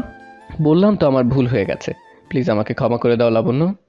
প্লিজ আমায় একটা বার তোমার ভালোবাসার সুযোগ করে দাও। লাবণ্য হ্যাচকা টানে ওর হাতটা সরিয়ে দেয় শুভ্রর থেকে। তারপর তাচ্ছিল্যের হাসি হেসে বলে। ভালোবাসা সে তো কবেই গলে পচে গেছে। আমার অনুভূতিগুলো মরা বকুলের মতো শুকিয়ে গেছে। শুভ্র লাবণ্যের দিকে এক ধাপ এগিয়ে বিনয়ী স্বরে বলে ওঠে। আমাকে আর একটা সুযোগ দাও না প্লিজ। লাবণ্য কিছুটা পিছু হটে পূর্বের ন্যায় গম্ভীর কণ্ঠে বলে। ঝরা ফুল যার পাপড়িগুলো শুকিয়ে এদিক ওদিক ছড়িয়ে ছিটিয়ে গেছে, যার সুবাস প্রায় নেই বললেই চলে, আপনি পারবেন সে ফুল দিয়ে মালা গাঁথতে? শুভ্র কান্নাজড়িত কণ্ঠে বলে। আমার একটা সুযোগ দাও লাবণ্য। আমার দৃঢ় বিশ্বাস রাতের কালো অন্ধকার কেটে গিয়ে আমার জীবনেও একদিন সোনালি আলোর রেখা উঁকে দিবে। এই জন্য দরকার তোমার একটু বিশ্বাস। লাবণ্য প্লিজ, তুমি আমার উপর একটু বিশ্বাস রাখো। লাবণ্য খানিকটা দূরে সরে গিয়ে বলে। পারবো না। যে ভুল একবার করেছি সে ভুল দ্বিতীয়বার করে আমি আমার জীবনটাকে এভাবে নিজ হাতে শেষ করে দিতে পারবো না। আমি আর বামুন হয়ে চাঁদে হাত বাড়াতে চাই না। কোথায় আমি আর কোথায় আপনি? লাবণ্য যেন শুভ্রের বলা কথাগুলো দিয়েই শুভ্রকে খোঁচা দিল। শুভ্র তবুও লাবণ্যকে বোঝালো। লাবণ্য বুঝতে চাইলো না লাবণ্যের এক কথা। আগের মতো আবারও আপনি আমায় ভুল বুঝে তাড়িয়ে দিবেন, আর আমি ঝরা ফুলের পাপড়ির মতো কিংবা পার্কে চড়িয়ে থাকা বাদামের খোসার মতো পড়ে থাকবো। লাবণ্যের কথায় শুভ্র অবাক হয়ে গেল। এই ভেবে ও, আমার প্রতি এই তাহলে তোমার বিশ্বাস? একটু থেমে লাবণ্য আবার বলল, আমার প্রতি আপনার যত ভুল ছিল সব যদি দূর হয়ে গিয়ে থাকে, আমাকে যদি আপনার সত্যিই ভালো লাগে, তাহলে আমাকে বন্ধু হিসেবে পেতে পারেন। তাতে না পাওয়ার বেদনা থাকবে না, হারিয়ে যাওয়ার ভয়ও থাকবে না। লাবণ্যের এত সুন্দর করে গুছিয়ে কথা বলার কাছে শুভ্র হেরে গেল। শুভ্রের অন্তরাত্মা শুকিয়ে এতটুকু হয়ে গেল। তারপরেও শুভ্র হাল ছাড়ল না। ডাক্তারদের আবার ঈদ। কোনো রকমে ঈদের দিনটা গ্রামের বাড়িতে কাটিয়ে পরদিনই ঢাকার উদ্দেশ্যে একা একা রওনা দেয় শুভ্র। আসলে আসার সময় লাবণ্যকে অনেক রিকোয়েস্ট করেছে ওর সাথে ওর বাসায় যাওয়ার জন্য, কিন্তু লাবণ্য ওর সিদ্ধান্তে অটল। ও শুভ্রর বন্ধু হয়ে থাকতে চায়, আর সেটা শুভ্রের সাথে নয়, শুভ্রের বাবা মায়ের সাথে ঢাকায় আলাদা বাসায়। শুভ্র লাবণ্যের কথায় মেনে নিল। প্রতি শুক্রবার লাবণ্যের সাথে দেখা করার জন্য শুভ্রর বাবা মায়ের বাসায় আসতো। তাছাড়া ওদের ইউনিয়নের কোনো ওয়ার্ডে রোগী দেখতে গেলেও শুভ্র দেখা করতো লাবণ্যের সাথে। লাবণ্যের নিজস্ব যে ফোন ছিল সেটা ভেঙে ফেলেছে। মায়ের ফোন দিয়ে লুকিয়ে লাবণ্য শুভ্রের সাথে কথা বলতো, তবে সেই কথাটা প্রতিদিন নয়, মাঝে মধ্যে হতো। কথা বলার ফাঁকে শুভ্র বুঝতে পারলো লাবণ্যের মনে ওর প্রতি যে অভিমানের পাহাড় ছিল সেটা একটু একটু করে গলতে শুরু করেছে। লাবণ্যকে নতুন করে ভালোবাসতে শুরু করেছে। শুভ্রকে একটা ফোন কিনে দিতে চাইলে, কিন্তু লাবণ্য পড়াশোনার ক্ষতি হবে ভেবে নিতে চাইল না। কেটে যায় আরো একটা বছর। এই মাঝে লাবণ্যের অনার্স কমপ্লিট হয়ে যায়। শুভ্র একদিন ঠিক করলো লাবণ্যকে নিয়ে কোথাও ঘুরতে যাবে। বিশেষ কারণে লাবণ্যের শাশুড়ি সেদিন বরিশাল গিয়েছিল লাবণ্যকে সাথে নিয়ে। পাগল শুভ্র সেখানে ছুটে গিয়েছিল প্রিয়তমার সাথে দেখা করার জন্য। লুকিয়ে দেখা করলো প্রাণের প্রিয়ার সাথে। তারপর রিকশায় চেপে দুজন রওনা দিল একটা স্টিমার ঘাটের দিকে। রিকশায় বসে লাবণ্যর একটা হাত ধরলো শুভ্র। লাবণ্য ছাড়িয়ে নিতে চাইলো, কিন্তু পারল না। কখন যেন হাত দুটির উপরে লাবণ্যের আরেকটি হাত এসে ভর করলো। শুভ্র লক্ষ্য করলো লাবণ্যের নাকের ডগায় বিন্দু বিন্দু ঘাম জমেছে। সে আরো খেয়াল করলো ওর হাতের মধ্যে রাখা লাবণ্যের হাত দুটো মৃদু কাঁপছে। লাবণ্যের সঙ্গে শুভ্রর কখনো সেভাবে চোখাচোখি হয়নি। শুভ্র যখনই লাবণ্যর চোখের দিকে তাকাতো তখনই ও চোখ ফিরিয়ে নিত। আবার শুভ্র যখন এদিক ওদিক তাকাতো তখন লাবণ্য শুভ্র দুই চোখে বিচরণ করত। লাবণ্য আজ শুভ আর চোখে দেখত। লাবণ্য কখনো কখনো ধরা পড়ে যেত। কিছুক্ষণের মধ্যেই গন্তব্যে পৌঁছলো ওরা। নদীর পাড়ে কোলাহলমুক্ত একটা জায়গায় গিয়ে বসলো। নদীর তীরে চুপচাপ বসে আছে একজোড়া কপোতি। কারো মুখে যেন কোনো কথা নেই, যদিও অনেক কথাই জমা আছে দুজনের মনে। পাশাপাশি বসলেও দুজনের মধ্যে বেশ খানিকটা দূরত্ব বজায় রাখা। শুভ্র চুপচাপ নদীর ঢেউগুলোর দিকে এক মনে তাকিয়ে আছে, আর লাবণ্য পলক্ষীন দৃষ্টিতে শুভ্রর দিকে তাকিয়ে আছে। যদিও শুভ্রের দৃষ্টি নদীর দিকে, তথাপি সে লাবণ্যর কীর্তিকলাপ আর চোখে লক্ষ্য করছে। মনে মনে লাবণ্য শুভ্রকে 101টা গালি দিল। শয়তান একটা, খাটাস একটা, ভদ্রতা দেখাতে আসছে, একটু কাছাকাছি বসলে কি ক্ষতি হতো? লাবণ্যের খুব ইচ্ছে হচ্ছে শুভ্রর পাশে বসে ওর কাঁধে মাথা রাখতে, কিন্তু তা তো আর সম্ভব নয়। লাবণ্য বলল, আচ্ছা, কাঁধে মাথা নাইবার রাখলাম, হাতটা তো ধরতে পারি। মনের এই ছোট্ট চাওয়ার প্রাধান্য তো দেওয়াই যায়। লাবণ্য দূর থেকে শুভ্রের হাতের দিকে ওর একটা হাত বাড়িয়ে দিল। কাঁপা কাঁপা হাত শুভ্রের হাতে খুব কাছে নিয়ে গেলেও রাখতে পারল না। লাবণ্যর হাতটা ফিরিয়ে নিয়ে এসে স্থির দৃষ্টিতে তাকিয়ে আছে দূর অজানার দিকে। হাসকে এতক্ষণ সব লক্ষ্য করছিল শুভ্র।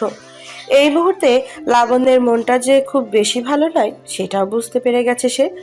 তাই তো দূর থেকে শুভ্র ওর হাতটা লাবণ্যের হাতের উপরে রাখে।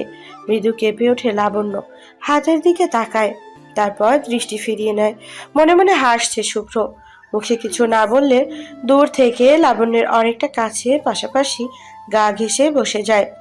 লাবণ্যের পুরো শরীর শিহরণ দিয়ে ওঠে। শুভ্র যখন আরো শক্ত করে ওর হাতটা চেপে ধরে। বেশিক্ষণ চুপ থাকার পর নীরবতা ভেঙে শুভ্র, লাবণ্য, সুন্দর না জায়গাটা? লাবণ্য মৃদু স্বরে জবাব দেয়। লাবণ্য, চলো আমরা ওপাশে গিয়ে বসি। শুভ্র লাবণ্যকে নিয়ে নদীর ওপারে চলে যায়। সত্যি জায়গাটা ভীষণ সুন্দর। নদীর ধারে ফুটন্ত কাশফুল সেই সৌন্দর্যকে আরো বহুগুণে বাড়িয়ে দিয়েছে। জায়গাটা এতই সুন্দর যে লাবণ্য বিমোহিত হয়ে এদিকে ওদিকে ঘুরে বেড়াচ্ছে। এই মুহূর্তে লাবণ্য প্রজাপতির মতো বেড়াচ্ছে আর তাকে ধরার আপ্রাণ চেষ্টা করছে। শুভ্র সেই মুহূর্তকে তার কাছে থাকা গোপন ক্যামেরায় বন্দি করে ফেলে।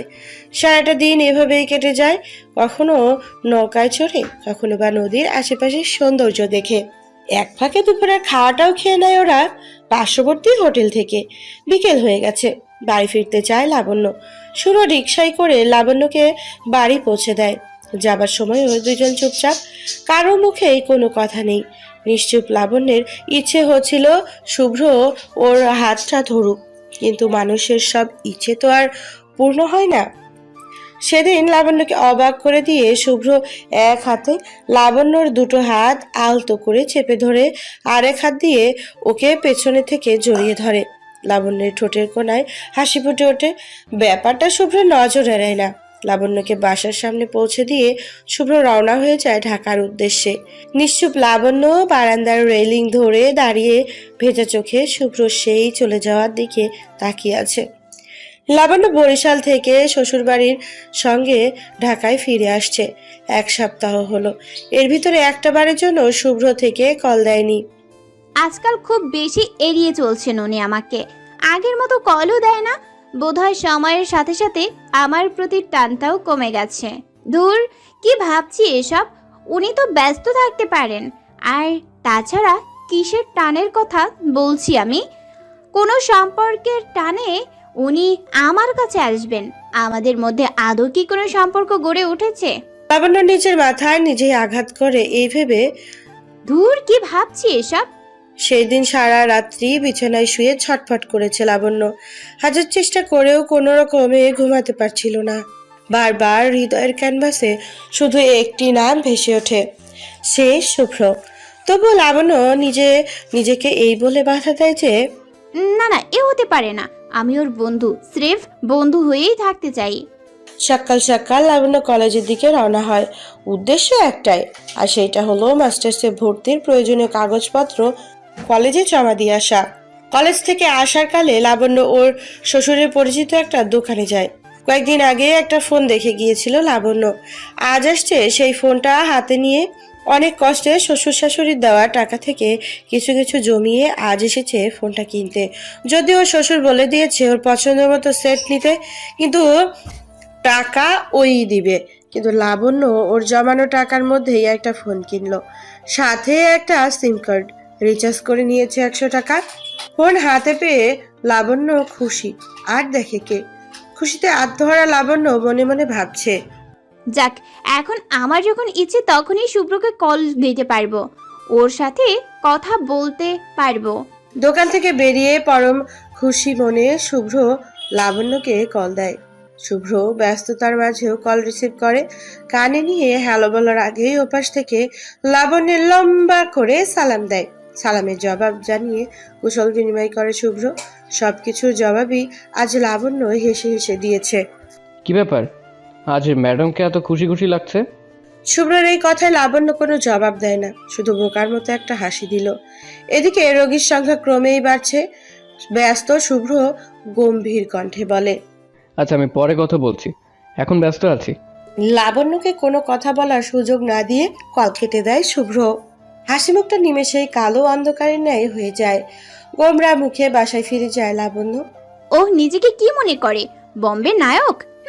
আমি ওকে কল দিবই না। রাগে দুঃখে ফোনটা বন্ধ করে রাখে লাবণ্য। এদিকে শুভ্র সারাদিনের ক্লান্তি শেষে বাসায় এসে রান্না করে খেয়েই বিছানায় গায়ে এলিয়ে দেয়। একে তো ক্লান্ত শরীর, তার উপরে সেই ক্লান্ত শরীরে এসে রান্না করে খাওয়া। নিদ্রা দেবী চোখের তাড়াতাড়ি ভর করে। আর শুভ্র তলিয়ে যায় ঘুমের রাজ্যে। লাবণ্য ফোন বন্ধ করেছে দুপুরের দিকে, এখন রাত্রি 9টা বাজে। আচ্ছা, উনি তো এখনো মায়ের ফোনে কল দিচ্ছে না, তবে কি উনি আমার নাম্বারেই শুধু ট্রাই করছে? আচ্ছা, আমার নাম্বারে কল দিয়েও তো বন্ধ পেয়েছে ফোন, তারপরও কি কল দিয়েছিল? কল দিলে তো তখনও নাম্বার বন্ধ পেয়ে কি উনি নিশ্চিত হয়ে পড়েছিল, আমায় মেসেজের পর মেসেজ দিয়েছিল? ইস, আমি তো মনে হচ্ছে আজকে ব্যাটাকে জব্দ করে দিয়েছে। এখন তো মনে হয় ওনার অবস্থা নাজেহাল, নিশ্চয়ই কান্না করে শেষ। খুশিতে লাফিয়ে ওঠে বিছানায় উঠে বসে লাবণ্য।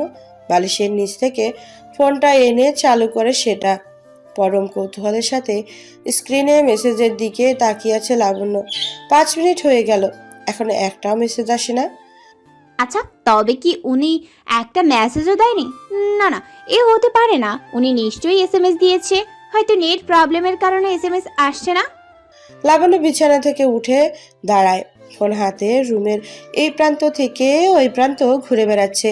কখনো কখনো ফোনটার উপরের দিকে তুলছে, নেটের জন্য মনে হয় 1000 বকা দিয়েছে অলরেডি গ্রামীণ ফোনের নেটওয়ার্ককে। গাড়ি দিতে দিতে বারান্দায় চলে যায় লাবণ্য। সেখানে গিয়েও ফোনটা মাথার উপরে নিয়ে এদিক ওদিকে ঘুরাচ্ছে। তখনই রিংটোনের আওয়াজ হয়। খুশিতে লাফিয়ে ওঠে, ফোন রিসিভ করে উৎকণ্ঠার সাথে বলে, হ্যালো। ওপাশ থেকে ভেসে আসে এক মধ্যবয়স্ক লোকের কণ্ঠ। মা, এত রাতে বারান্দায় কি করো? লাবণ্যের হাস্যোজ্জ্বল মুখটা মলিন হয়ে যায় শ্বশুরের কণ্ঠ শুনে।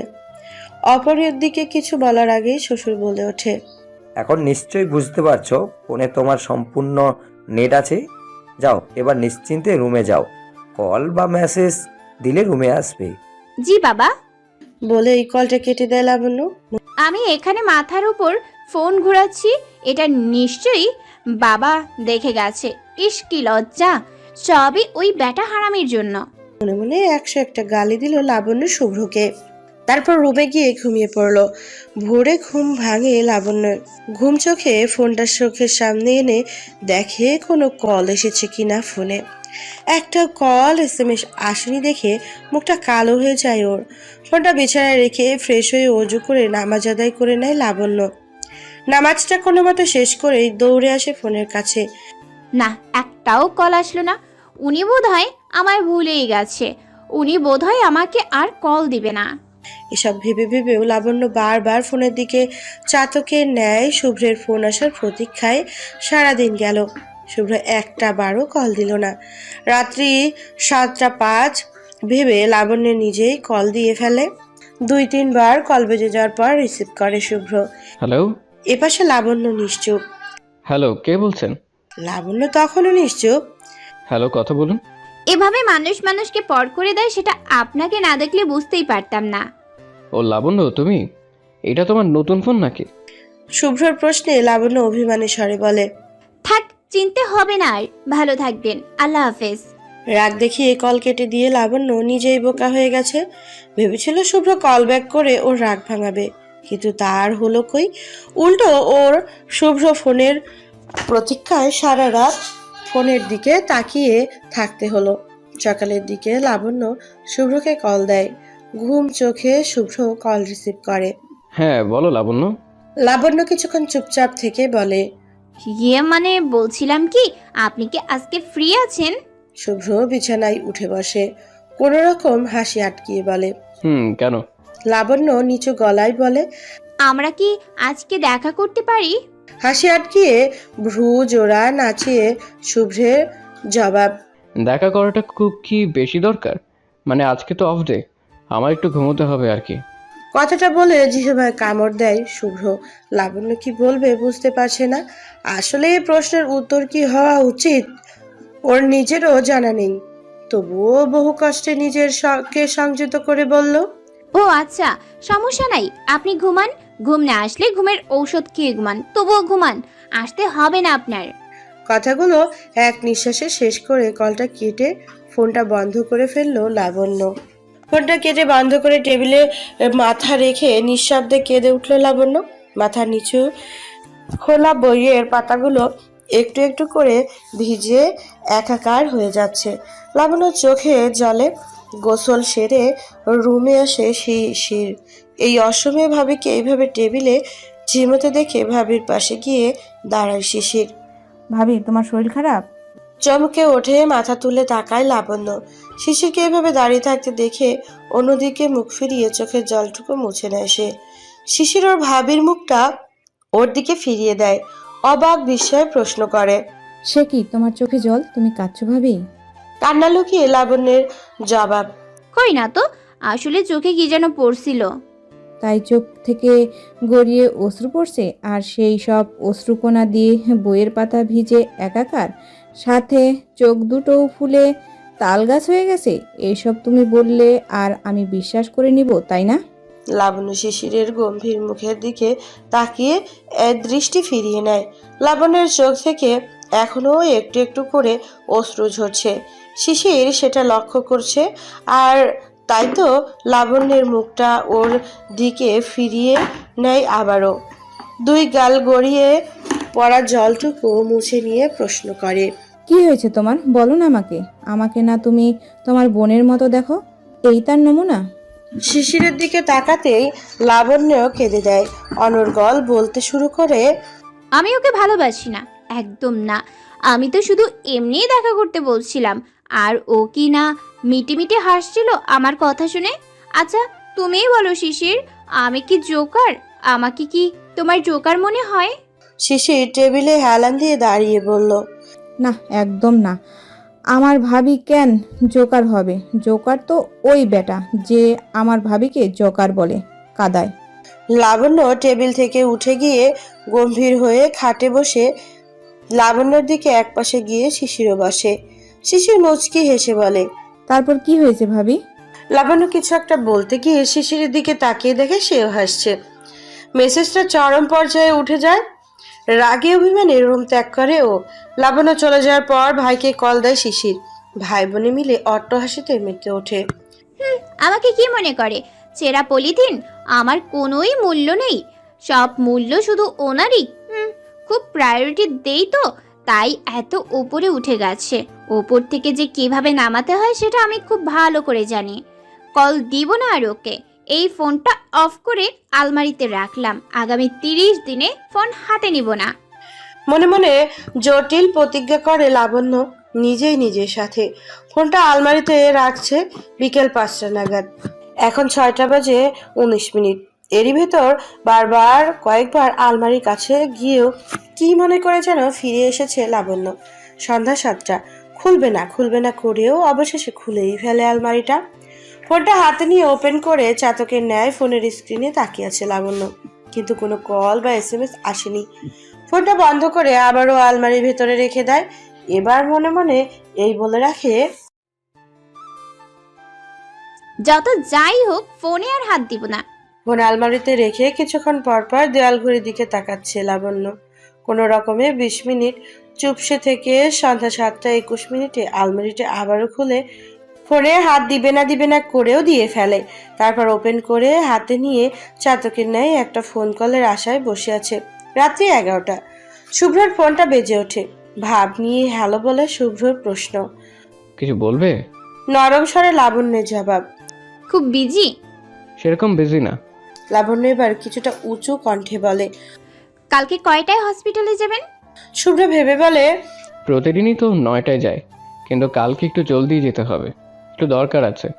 লাবণ্য একটা চাপা দীর্ঘশ্বাস ছেড়ে বলে। তারপর ফ্রি হবেন? শুভ্র কোনো রকমে হাসি থামিয়ে বলে। ফ্রি বলতে লাঞ্চ টাইমে যতটুকু সময় পাই আর কি। এবার কণ্ঠে কিছুটা নিচু করে লাবণ্যের প্রশ্ন। রাত্রিতে তো আপনি ফ্রিই থাকেন, আমি রাত্রে আপনার সাথে দেখা করতে চাই, যদি আপনি চান। আচ্ছা ঠিক আছে, তোমার কষ্ট করতে হবে না, আপনি আসবো কালকে। তুমি প্রস্তুত থেকো, পরে কথা হবে, এখন রাখি। টেক কেয়ার, শুভরাত্রি। কল কেটে দিয়ে শুভ্র হো হো করে হেসে উঠল। হাসি দেখে মনে হবে যেন বিশ্ব জয় করে ফেলেছে সে। বিছানায় এ প্রান্ত থেকে ও প্রান্তে গড়াগড়ি করতে করতে বালিশ বুকে নিয়ে একটা সময় ঘুমিয়ে পড়ে শুভ্র। পরদিন লাবণ্যের সময় যেন কাটছেই না। কখন রাত্রি হবে আর কখন শুভ্র আসবে ও শুভ্রকে নিয়ে ঘুরতে যাবে। সারাটা দিন বহু কষ্টে কাটলো লাবণ্যের। কখনো খাটে বসে, কখনো শুয়ে, কখনো আয়নার সামনে দাঁড়িয়ে, কখনো বারান্দায়, কখনো ছাদে বা কখনো টিভির সামনে বসে। সারাটা দিন এভাবেই কাটলো লাবণ্যের। সন্ধ্যা 8টা নাগাদ লাবণ্যকে নেওয়ার জন্য এই বাসায় আসে শুভ্র। বাসায় এসে মায়ের সাথে কথা বলে যা বুঝতে পারলো সেটা হলো এই রাত্রে বেলা মা কিছুতেই ওর সঙ্গে লাবণ্যকে দিবে না। সবচেয়ে বড় কথা হচ্ছে সেটা হলো রোকসানা বেগম এখনো ছেলের প্রতি প্রচণ্ড রেগে। আচ্ছা ঠিক আছে, তোমার মেয়ে তোমার বান্ধবীর মেয়েকে তুমি সারা জীবন এভাবে ঘরে বসিয়ে রেখো। অনেকটা রাগ দেখিয়ে মায়ের কাছ থেকে বিদায় নিয়ে উপরে শিশিরের রুমে দিকে পা বাড়ায় শুভ্র। রুমের দরজার সামনে দাঁড়িয়ে নক করে শুভ্র। আসতে পারি? ভেতর থেকে শিশিরের জবাব, এখানে এসে কি করবি? ছাদে চলে যা, ছাদে পাবি তোর মানুষকে। শুভ্র আর কোনো কথা না বলেই ছাদের দিকে পা বাড়ায়। ছাদে পা দিতেই শুভ্রের মাথা ঘুরের উপক্রম। গোলাপি কালার শাড়ি পরিহিত, হাতে সেম কালারের চুড়ি আর খোলা চুলে এক অপূর্ব সুন্দরী রমণী ছাদের এক কোণে দাঁড়িয়ে আছে। কাশি দিতেই পিছু ফিরে সুন্দরী রমণী। এই যে আর কেউ নয়, তারই লাবণ্য। চোখ ফেরাতে পারছে না ও থেকে শুভ্র। শুভ্র এমন পলক্ষীনভাবে তাকিয়ে থাকায় কিছুটা লজ্জা পেয়ে যায় লাবণ্য। আমতা আমতা করে বলে, মানে ঘুরতে যাবো ভাবছিলাম তো তাই। ঘোর কাটে শুভ্রের, মুচকি হাসে, জবাব দেয়, শুধু কি ঘুরতে যাওয়ার জন্যই সাজ, নাকি এর পেছনে বড় কোনো কারণ আছে? লাবণ্যের মুখটা ফ্যাকাশে হয়ে যায়। তুতলিয়ে তুতলিয়ে বলে, কারণ শুভ্র কোনো রকম হাসি থামিয়ে বলে, কারণ কি? শুভ্রের কথা লাবণ্যের লজ্জা পেয়ে যায়। নাক মুখ ঘাম মুছতে মুছতে বলে, আসলে শাড়িতে অভ্যাস তো নেই তো তাই। জীবনভর শুনে এসেছি শাড়িতে অভ্যস্ত না থাকলে মেয়েরা হোঁচট খেয়ে পড়ে যায়, প্যাচ লেগে পড়ে যায়। আজ এও শোনাচ্ছিল শাড়িতে অভ্যস্ত নাই বিধায় তুতলাচ্ছে, সাথে চোখ মুখ ফ্যাকাশেও হয়ে গেছে। থ্যাংক গড আমাকে এখানে আসার তৌফিক দান করার জন্য, নতুন একটা অভিজ্ঞতা অর্জনের সুযোগ করে দেওয়ার জন্য। কথাগুলো বলে শুভ্র হাসছে আর লাবণ্য লজ্জায় মাথা নিচু করে দাঁড়িয়ে আছে। শুভ্র হাসি থামিয়ে লাবণ্যের কাছে যায়, তারপর ছোট্ট করে বলে, সরি, মজা করলাম একটু। লাবণ্য তখনও কোনো কথা না বলে নিচের দিকে তাকিয়ে চুপসে দাঁড়িয়ে আছে। নীরবতা ভাঙার জন্য শুভ্র লাবণ্যের কাছে খুব মুখ নিয়ে গিয়ে আস্তে করে বলে, থ্যাঙ্কস আ লট। মাথা তুলে তাকায় লাবণ্য, কাপা স্বরে প্রশ্ন করে, কিসের থ্যাঙ্কস? শুভ্র মুচকি হেসে বলে, এই যে ঘুরতে যাওয়ার বাহানায় আমার জন্য শাড়িটা পরছো। লজ্জায় লাবণ্যের মুখ থেকে কথা সরছে না। এভাবে এত তাড়াতাড়িও ধরা খেয়ে যাবে বুঝতে পারেনি। যে লজ্জায় হাত থেকে বাঁচার জন্য ঘুরতে যাওয়ার মিথ্যে অজুহাত দেখিয়েছিল, সেই লজ্জাটাই পেয়ে গেল। লজ্জায় মরে যেতে ইচ্ছে করছে লাবণ্যের। তোমার ঠোঁটগুলো খুব সুন্দর, আরো বেশি সুন্দর দেখায় যখন তুমি লজ্জা পাও। লাবণ্য, তুমি কি জানো তুমি লজ্জা পেলে তোমার নাক ঘামে, ঠোঁটগুলো কাঁপে? লাবণ্য যেন শুভ্রের বলা একটা কথায় লজ্জাবতী পাতার মাথায় একটু একটু করে চুপসে যাচ্ছে।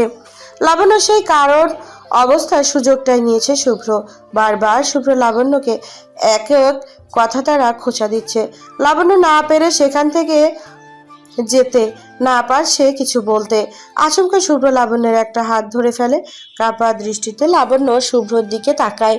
শুভ্র মুচকি হেসে বলে, আমার সাথে রাগ করে হাতের আঙ্গুল কি ভেঙে ফেলার সিদ্ধান্ত নিয়েছো নাকি? না মানে আসলে আমি তো। শুভ্র এক গাল হেসে বলে, বুঝতে পারছি, না মানে তুমি আসলে আমার কথায় লজ্জা পেয়েছো, আর তাই বোবার মতো চুপসে শুধু এক হাত দিয়ে আর এক হাতের আঙ্গুল মুচড়াচ্ছিলে, তাই না? লাবণ্য কোনো কথা না বলে নীরব থাকে। নীরব দৃষ্টিতে ছাদের কর্নারে দাঁড়িয়ে বহুদূরে তাকিয়ে আছে। শুভ্র মুচকি হাসে। লাবণ্যর পাশে দাঁড়িয়ে একটা হাত দিয়ে ওকে পেছন থেকে জড়িয়ে ধরে। শুভ্রর পাশে খানিকটা কেঁপে ওঠে লাবণ্য, কিন্তু নিজেকে ছাড়িয়ে নেওয়ার কোনো চেষ্টাই করেনি। প্রিয় মানুষের স্পর্শ ভালোই তো লাগছে, থাকুক না এইভাবে চুপচাপ নীরবে। লাবণ্য পূর্বের ন্যায় চুপচাপ দাঁড়িয়ে আছে, মুখে কোনো কথাই নেই। চুপচাপ দাঁড়িয়ে শুধু রাতের শহরটাকে দেখছে। বেশিক্ষণ কিছু এইভাবে থাকার পর নীরবতা ভাঙে শুভ্র। একই রকম ভাবে লাবণ্যকে পেছন থেকে জড়িয়ে ধরে রেখেই প্রশ্ন করে, হঠাৎ কেন এই জরুরি তলব, বললে না তো? প্রশ্ন শুনে কিছুটা ঘাবড়ে গিয়ে শুভ্র থেকে পিছিয়ে যায় লাবণ্য, কিন্তু মুখে কোনো কথা বলে না। শুভ্র এতক্ষণে লাবণ্যের দিকে ফিরে তাকায়, প্রশ্ন করে আবারও। কি হলো বলে না যে? কেন ডেকেছো আমায়? চুপচাপ লাবণ্য এক হাত দিয়ে অন্য হাতের নখ কাটায় ব্যস্ত। শুভ্র আবারও প্রশ্ন করে। কি বলছি? বলছি, শুনতে পাচ্ছ? হ্যালো, ডেকেছো কেন আমায়? শুভ্রের প্রশ্নের উত্তরটা লাবণ্যের মুখস্থ থাকলেও জড়তার কারণে এই মুহূর্তে সেটা বলতেও পারছে না। আর পারছে না বলেই লাবণ্য তখনও এক মনে নখ কেটে যাচ্ছে। এদিকে শুভ্র লাবণ্যের থেকে মৌনতা ছাড়া আর কোনো জবাব না পেয়ে লাবণ্যের একদম কাছে চলে যায়। কাছে গিয়ে দুই হাত দিয়ে আলতো করে লাবণ্যের গাল স্পর্শ করে। লাবণ্যের মুখটা উপরের দিকে তুলে প্রশ্ন করে শুভ্র। শোনো, এদিকে আমার চোখের দিকে তাকাও। লাবণ্য ভয়ে ভয়ে শুভ্রের চোখের দিকে তাকালো। শুভ্র রাগী কণ্ঠে বলে। আমি তোমাকে নখ কাটতে বলিনি লাবণ্য, আমি তোমাকে প্রশ্ন করেছি। প্রশ্ন, সেই প্রশ্নের উত্তরটা দাও। কেন ডেকেছো তুমি আমায়? শুভ্র দুই হাত দিয়ে তখনও লাবণ্যের মুখটা ওর দিকে রেখেছে। অসহায় লাবণ্য দু চোখের পাতা বন্ধ করে আমতা আমতা স্বরে বলে ওঠে।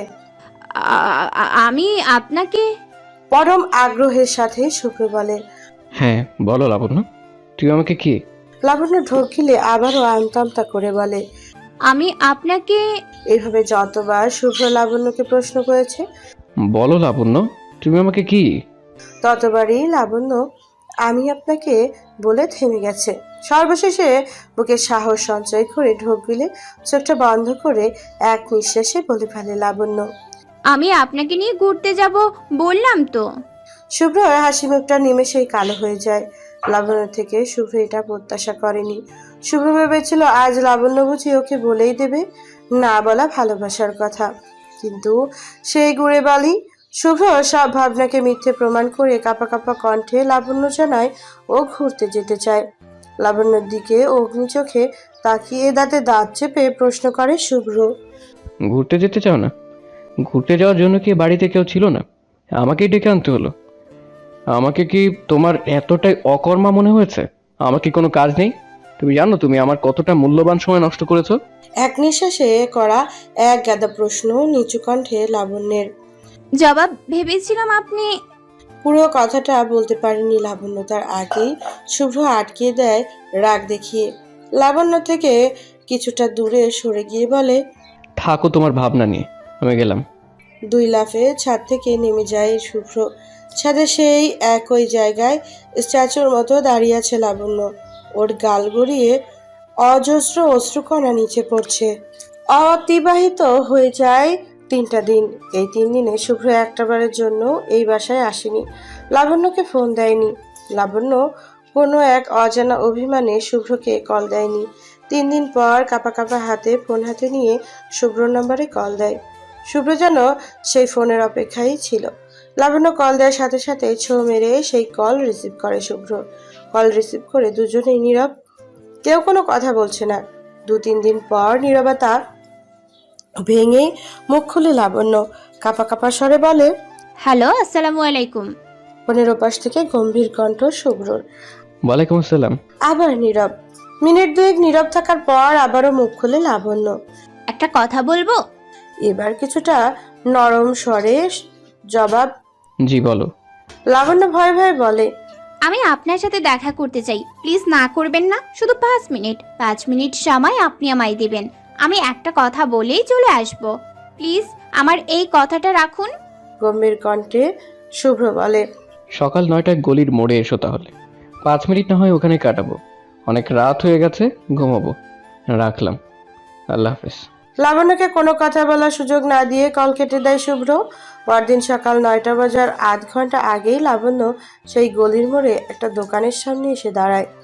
শুভ্র সেদিন তাড়াতাড়ি বাসা থেকে বের হয়েছিল, তাই লাবণ্য ওর জন্য বেশিক্ষণ ওয়েট করতে হয়নি। লাবণ্যকে দেখে ঘড়ির দিকে তাকায় শুভ্র।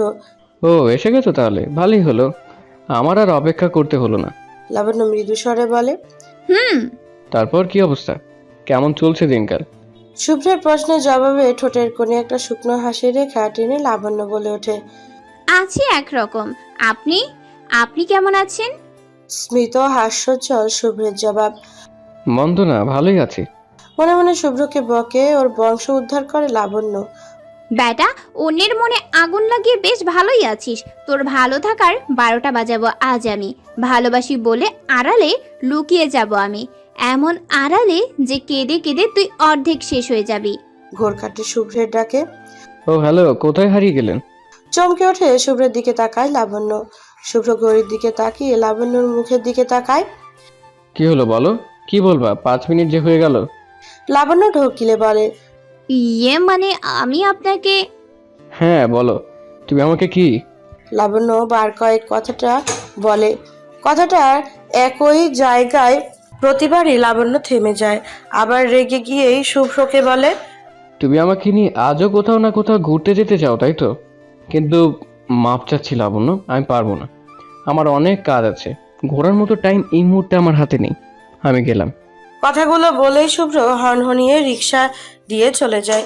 নিশ্চুপ লাবণ্য ফেল ফেলিয়ে শুভ্রের সেই চলে যাওয়ার দিকে তাকিয়ে আছে। কেটে যায় আরও একটা সপ্তাহ। এই এক সপ্তাহে শুভ্র একটা বারের জন্য লাবণ্যকে কল দেয়নি। লাবণ্য শুভ্রকে কল দেবার সাহস পায়নি। সেদিন ছিল শুক্রবার। সেদিন লাবণ্য শুভ্রকে আবারও কল দিয়েছিল দেখা করতে বলে। শুভ্র রাজি হয়ে যায়। লাবণ্যের কথা মতো সেই দিন বিকেলে বাসার অদূরেই একটা পার্কে শুভ্র লাবণ্যের সাথে দেখা করতে যায়। কথা বলার এক পর্যায়ে শুভ্র প্রশ্ন করে লাবণ্যকে। তুমি নাকি বলতে চেয়েছিলে কি? যদিও না বলার সম্পূর্ণ প্রস্তুতি নিয়ে এসেছিল শুভ্র, কিন্তু শুভ্রের মায়ামাখা মুখ, হাসি হাসি কথা বলার তনয় হয়ে থেকে সেই সব কিছু গুলিয়ে ফেলে লাবণ্য। শুভ্রের প্রশ্নের কাঙ্ক্ষিত উত্তর লাবণ্য দিতে পারেনি সেই দিন। এদিকে শুভ্র প্রশ্নের পর প্রশ্ন করছে। লাবণ্য মুখে থেকে ওই 4 অক্ষরের শব্দটি শোনার জন্য শুভ্রের মনটা ব্যাকুল হয়ে আছে লাবণ্যের মুখের ওই ভালোবাসি কথাটা শোনার জন্য। কিন্তু বোকা লাবণ্য করলো কি জানেন? শুভ্রের প্রশ্নের জবাব দিতে না পেরে বারবার এদিকে ওদিকে তাকাচ্ছিল। শুভ্র ধমক দিয়ে লাবণ্যকে ওর দিকে ফিরায়। হলো, ওইদিকে কি দেখছো? লাবণ্য বোকার মতো শুধু হাসে। শুভ্র রেগে গিয়ে বলে, হাসার কিছু বলেছি আমি? লাবণ্য আবারও হাসে। একগাল হেসে দূরে এক কাপলের দিকে আঙ্গুল ইশারা করে যায় ওদের বাচ্চা 2 দিকে দিয়ে ধরে পার্কের ভেতরে হাঁটছিল। শুভ্র গম্ভীর হয়ে বলে, ওরা হাঁটাহাঁটি করছে, তো এখানে হাসার কি হলো? লাবণ্য আবারও বোকার মতন একগাল হাসে, বলে, চিন্তা করতেছি এরকম কতগুলো বাচ্চা যখন আপনাকে জাপটে ধরবে, আপনার ব্যাগ সানগ্লাস টাই নিয়ে যখন দৌড়াদৌড়ি করবে, তখন আপনি কিভাবে হসপিটালে যাবেন? What nonsense! এগুলো আমার প্রশ্নের উত্তর? লাবণ্য আবারও বোকার মতো একগাল হেসে বলে। শুভ্র রেগে গিয়ে লাবণ্যের দিকে তাকায়। লাবণ্য ভয় পেয়ে মুখটা বাচ্চাদের মতো করে ফেলে, তারপর ঢোক গিলে বলে, রাগ করলেন? আমি তো আপনাকে বন্ধু ভেবে এই কথাগুলো বলছি। শুভ্র হাতে থাকা সানগ্লাসটা ছুঁড়ে ফেলে দিয়ে বসা থেকে উঠে পড়ে। তারপর রাগান্বিত দৃষ্টি লাবণ্যের দিকে দিয়ে বলে, আমাকে তোমার পাগল মনে হয় না? তাই এভাবে নাকে দড়ি দিয়ে ঘোরাচ্ছ তাই না? কিন্তু মিসেস লাবণ্য, অনেক হয়েছে, আর নয়। আর কখনো যাতে আমায় কল না দেওয়া হয়। আজ থেকে মনে করবা শুভ্র নামের কেউ ছিল না তোমার জীবনে। যে ছিল সে মারা গেছে। হনহনিয়ে লাবণ্যের সামনে দিয়ে শুভ্র চলে যাচ্ছে রাগ দেখিয়ে। পেছন থেকে লাবণ্য আপ্রাণ চেষ্টা করছে শুভ্রকে আটকানোর। এই শুনুন শুনুন বলছি, আমি আপনাকে কথাটা বলবো, একটু এসে বসুন প্লিজ। আমায় একা রেখে যাবেন না। আপনি চলে গেলে কিন্তু ভালো হবে না বলে দিলাম। আমি কিন্তু এখানে আপনার জন্য বসে থাকবো। রাগ কমলে চলে আসবেন, মনে থাকে যেন। চেঁচিয়ে চেঁচিয়ে কথাগুলো বলছিল লাবণ্য শুভ্রকে, কিন্তু শুভ্র সেই কথাগুলো শুনেও না শোনার ভান করে লাবণ্যকে একা বাসায় রেখে চলে যায়। সন্ধে 7টা। পার্ক থেকে এসে এক ঘুম দিয়ে উঠে পড়েছে শুভ্র। ঘুমের জন্য মাগরিবের নামাজও মিস হয়ে গেছে ওর। বাইরে প্রচুর ঝড় বইছে। জানালাগুলো কেমন উল্টে পাল্টে একটার সাথে আরেকটা ধাক্কা খাচ্ছে, আর সেই ধাক্কাতে প্রচণ্ড শব্দ হচ্ছে। এদিকে কারেন্টও চলে গেছে। বহু কষ্টে জানালাগুলো লাগিয়ে সে অন্ধকার রুমে হাতড়ে ফোন খোঁজে শুভ্র। মৃদু শব্দে তাকালো, কল বাজছে। বাসা থেকে কল দিয়েছে। আশ্চর্য, এই সময়ে কেন বাসা থেকে কল দিচ্ছে? মায়ের কি শরীর খারাপ হয়েছে নাকি? 7-5 ভাবতে না ভাবতেই কলটা কেটে যায়। কল কেটে যাওয়ার পর চক্ষু চড়ক গাছ শুভ্রের। 100-র উপরে কল দিয়েছে বাসা থেকে, কারো কিছু হয়ে গেল না তো? ভেতরটা শিউরে ওঠে শুভ্রর। কল ব্যাক করে ভাবতে শিশিরের নম্বর থেকে কল। তাড়াতাড়ি কল রিসিভ করে শুভ্র, উৎকণ্ঠার সাথে প্রশ্ন করে। কি হয়েছে শিশির, সব ঠিকঠাক আছে তো? কান্না জড়ানো কণ্ঠে রোকসানা বেগমের জবাব। আমি শিশির না, তোর মা। শুভ্রর গলাটা শুকিয়ে যায়। মা, কাঁদছো কেন তুমি? কি হয়েছে? বাবা, শিশির ওরা ঠিক আছে তো? রোকসানা বেগম কান্না জড়ানো কণ্ঠে বলে। লাবণ্য ওর বান্ধবীর বাসায় যাবে বলে বের হয়েছিল বিকেলে, তারপর আর ফিরে আসেনি। এদিকে ওর বান্ধবীকে কল দিলাম, ওর বান্ধবী জানান লাবণ্য বাসায় যায়নি, ওই বাসায় যায়নি, ওদের গ্রামের বাড়িতেও যায়নি। কোথায় গিয়েছে তাহলে ও? বাবা, ও কি তোর কাছে গিয়েছে?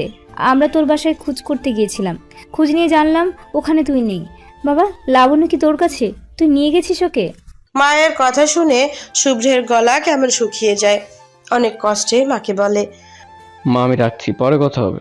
ফোনটা কেটে শুভ্র তাড়াতাড়ি বাসা থেকে বের হয়। বাইকটা নিয়ে রাস্তায় যখন বের হয় শুভ্র, ততক্ষণে ঝড়ো হাওয়া থেমে যায়। আকাশ একটু একটু পরিষ্কার হতে থাকে, তবে গুড়ি গুড়ি বৃষ্টি থেমে নাই। গুড়ি গুড়ি বৃষ্টিতে ভিজে বাইক নিয়ে শুভ্র এগিয়ে যাচ্ছে ওই স্থানে, যে স্থান থেকে বিকেলেও রাগারাগি করে চলে আসছিল। বাইকটা রাস্তার পাশে রাখতেই ঝোপের আড়ালে ওই স্থানটিতে চলে যায় শুভ্র, যে স্থানে বেঞ্চে বসে লাবণ্য বোকার মতো হাসছিল, পাগলামি করছিল। বেঞ্চের কাছে ঝোপের ভিতরে তাকাতেই শুভ্র চোখ ছাড়াবেড়া হয়ে যায়। শুভ্র স্পষ্ট দেখতে পাচ্ছে লাবণ্যর গায়ে ওড়না জড়িয়ে গুটিসুটি মেরে বসে আছে। শুভ্রের কান্না ভেজা কণ্ঠের লাবণ্য ডাক শুনে উপরের দিকে তাকায়, মাথা তুলে তাকায় ও। শুভ্রে এক নজর দেখে নিচের দিকে চোখ ফিরিয়ে নেয় লাবণ্য। আচমকা লাবণ্যের একটা হাত ধরে ফেলে শুভ্র, তারপর টানতে টানতে ঝোপ থেকে বের করে। অভিমানের কণ্ঠ লাবণ্যের জবাব। আমি বৃষ্টিতে ভিজতেছি, আমায় এভাবে টেনে আনলেন কেন? তখনই ঠাস শব্দে লাবণ্যের গালে একটা থাপ্পড় পড়ল। আশ্চর্য, আপনি আমাকে থাপ্পড় মারলেন কেন? কোনো কথা শুনতে যাচ্ছি না আমি। আসো, আমার সাথে আসো। শুভ্র লাবণ্যকে টানতে টানতে বাইকের কাছে নিয়ে যায়। লাবণ্য মুখ ভার করে বলে, এখানে কেন আনলেন আমায়? রাগান্বিত দৃষ্টি লাবণ্যের দিকে তাকিয়ে জবাব। আর একটা কথাও যাতে না শুনি। জেদি কণ্ঠে লাবণ্য বলে ওঠে। কি করবেন? আরেকটা কথা বললে কি করবেন? দাঁতে দাঁত চেপে জবাব দেয় শুভ্র। এই যে হাতটা দেখছো, এটা দিয়ে থাপ্পড় মারবো, এমন থাপ্পড় দিব সারা জীবনও ভুলতে পারবে না। অভিমানের সাথে কিছুটা রাগ মিশিয়ে লাবণ্য জবাব দেয়। পারেন তো শুধু এটাই, আর কিছু পারেন রাগ আর থাপ্পড় দেওয়া ছাড়া? এবার আর না হেসে পারল না শুভ্র। লাবণ্যের বাচ্চাদের মতো আমার নাক ফুলিয়ে কথা বলা দেখে হেসে দিল শুভ্র। তারপর মুখে দুষ্টু হাসির রেখা টেনে বলল, এছাড়াও আমি অনেক কিছুই পারি, শুধু পাবলিক প্লেস দেখে কিছু করিনি এখনো। বাসায় থাকলে এতক্ষণে বুঝিয়ে দিতাম আমি কি পারি না পারি। লজ্জায় মাথা নিচু করে ফেললো লাবণ্য, নরম স্বরে বলল। আমি কি ওইভাবে বলছি নাকি? শুভ্র মুচকি হেসে বলে, হয়েছে, আর লজ্জা পেতে হবে না, বাইকে ওঠো। লাবণ্য লজ্জায় আর কোনো কথা বলতে পারেনি। চুপচাপ বাইকে উঠে যায় লাবণ্য। এদিকে মোড় নিয়েছেন কেন? শুভ্র সিরিয়াস মুডে বলে। তোমার স্বপ্ন পূরণের জন্য। অবাক বিস্ময়ে প্রশ্ন করে লাবণ্য। আমার স্বপ্ন? সেটা আবার কি? দুষ্টু হাসি দিয়ে শুভ্রর জবাব। এই যে অনেকগুলো বাচ্চা থাকবে আমার বাসায়, একজন আমার নাক ধরে তো আরেকজন কান ধরে, একজন চুল ধরে তো আরেকজন সানগ্লাস ধরে টানবে, একজন কোট ধরে তো আরেকজন টাই ধরে টানবে। ও হ্যাঁ, আমি যাতে হসপিটালে যেতে না পারি এই জন্য আমার আর এক বাচ্চা আমার ব্যাগ ধরেও টানবে। এইসব কিছুই তো তোমার স্বপ্ন, তাই না? শুভ্র কথায় লজ্জায় চোখ মুখ লাল হয়ে গেছে লাবণ্যের। মনে মনে তখনকার বোকামির জন্য নিজেকে নিজে গালি দিচ্ছে লাবণ্য। কি হলো, আমার বউটা চুপ হয়ে গেল যে? কিছু বলতেছো না যে? নিচু সুরে লাবণ্যের জবাব। কি বলবো? শুভ্র মুখে হাসির রেখা টেনে বলে। এই যে প্রস্তুত নাকি ক্রিকেট টিম তৈরির জন্য? লাবণ্য মুখে হাসি, চোখে জল নিয়ে শুভ্রকে কিলাতে শুরু করে। একটা বৃহৎ ভুলের পরিসমাপ্তি হয় যেখানে ভালোবাসার সূচনাটা সেখানেই। বেঁচে থাকুক ভালোবাসার যুগ যুগ ধরে প্রতিটি মানুষের হৃদয়ে। সমাপ্ত।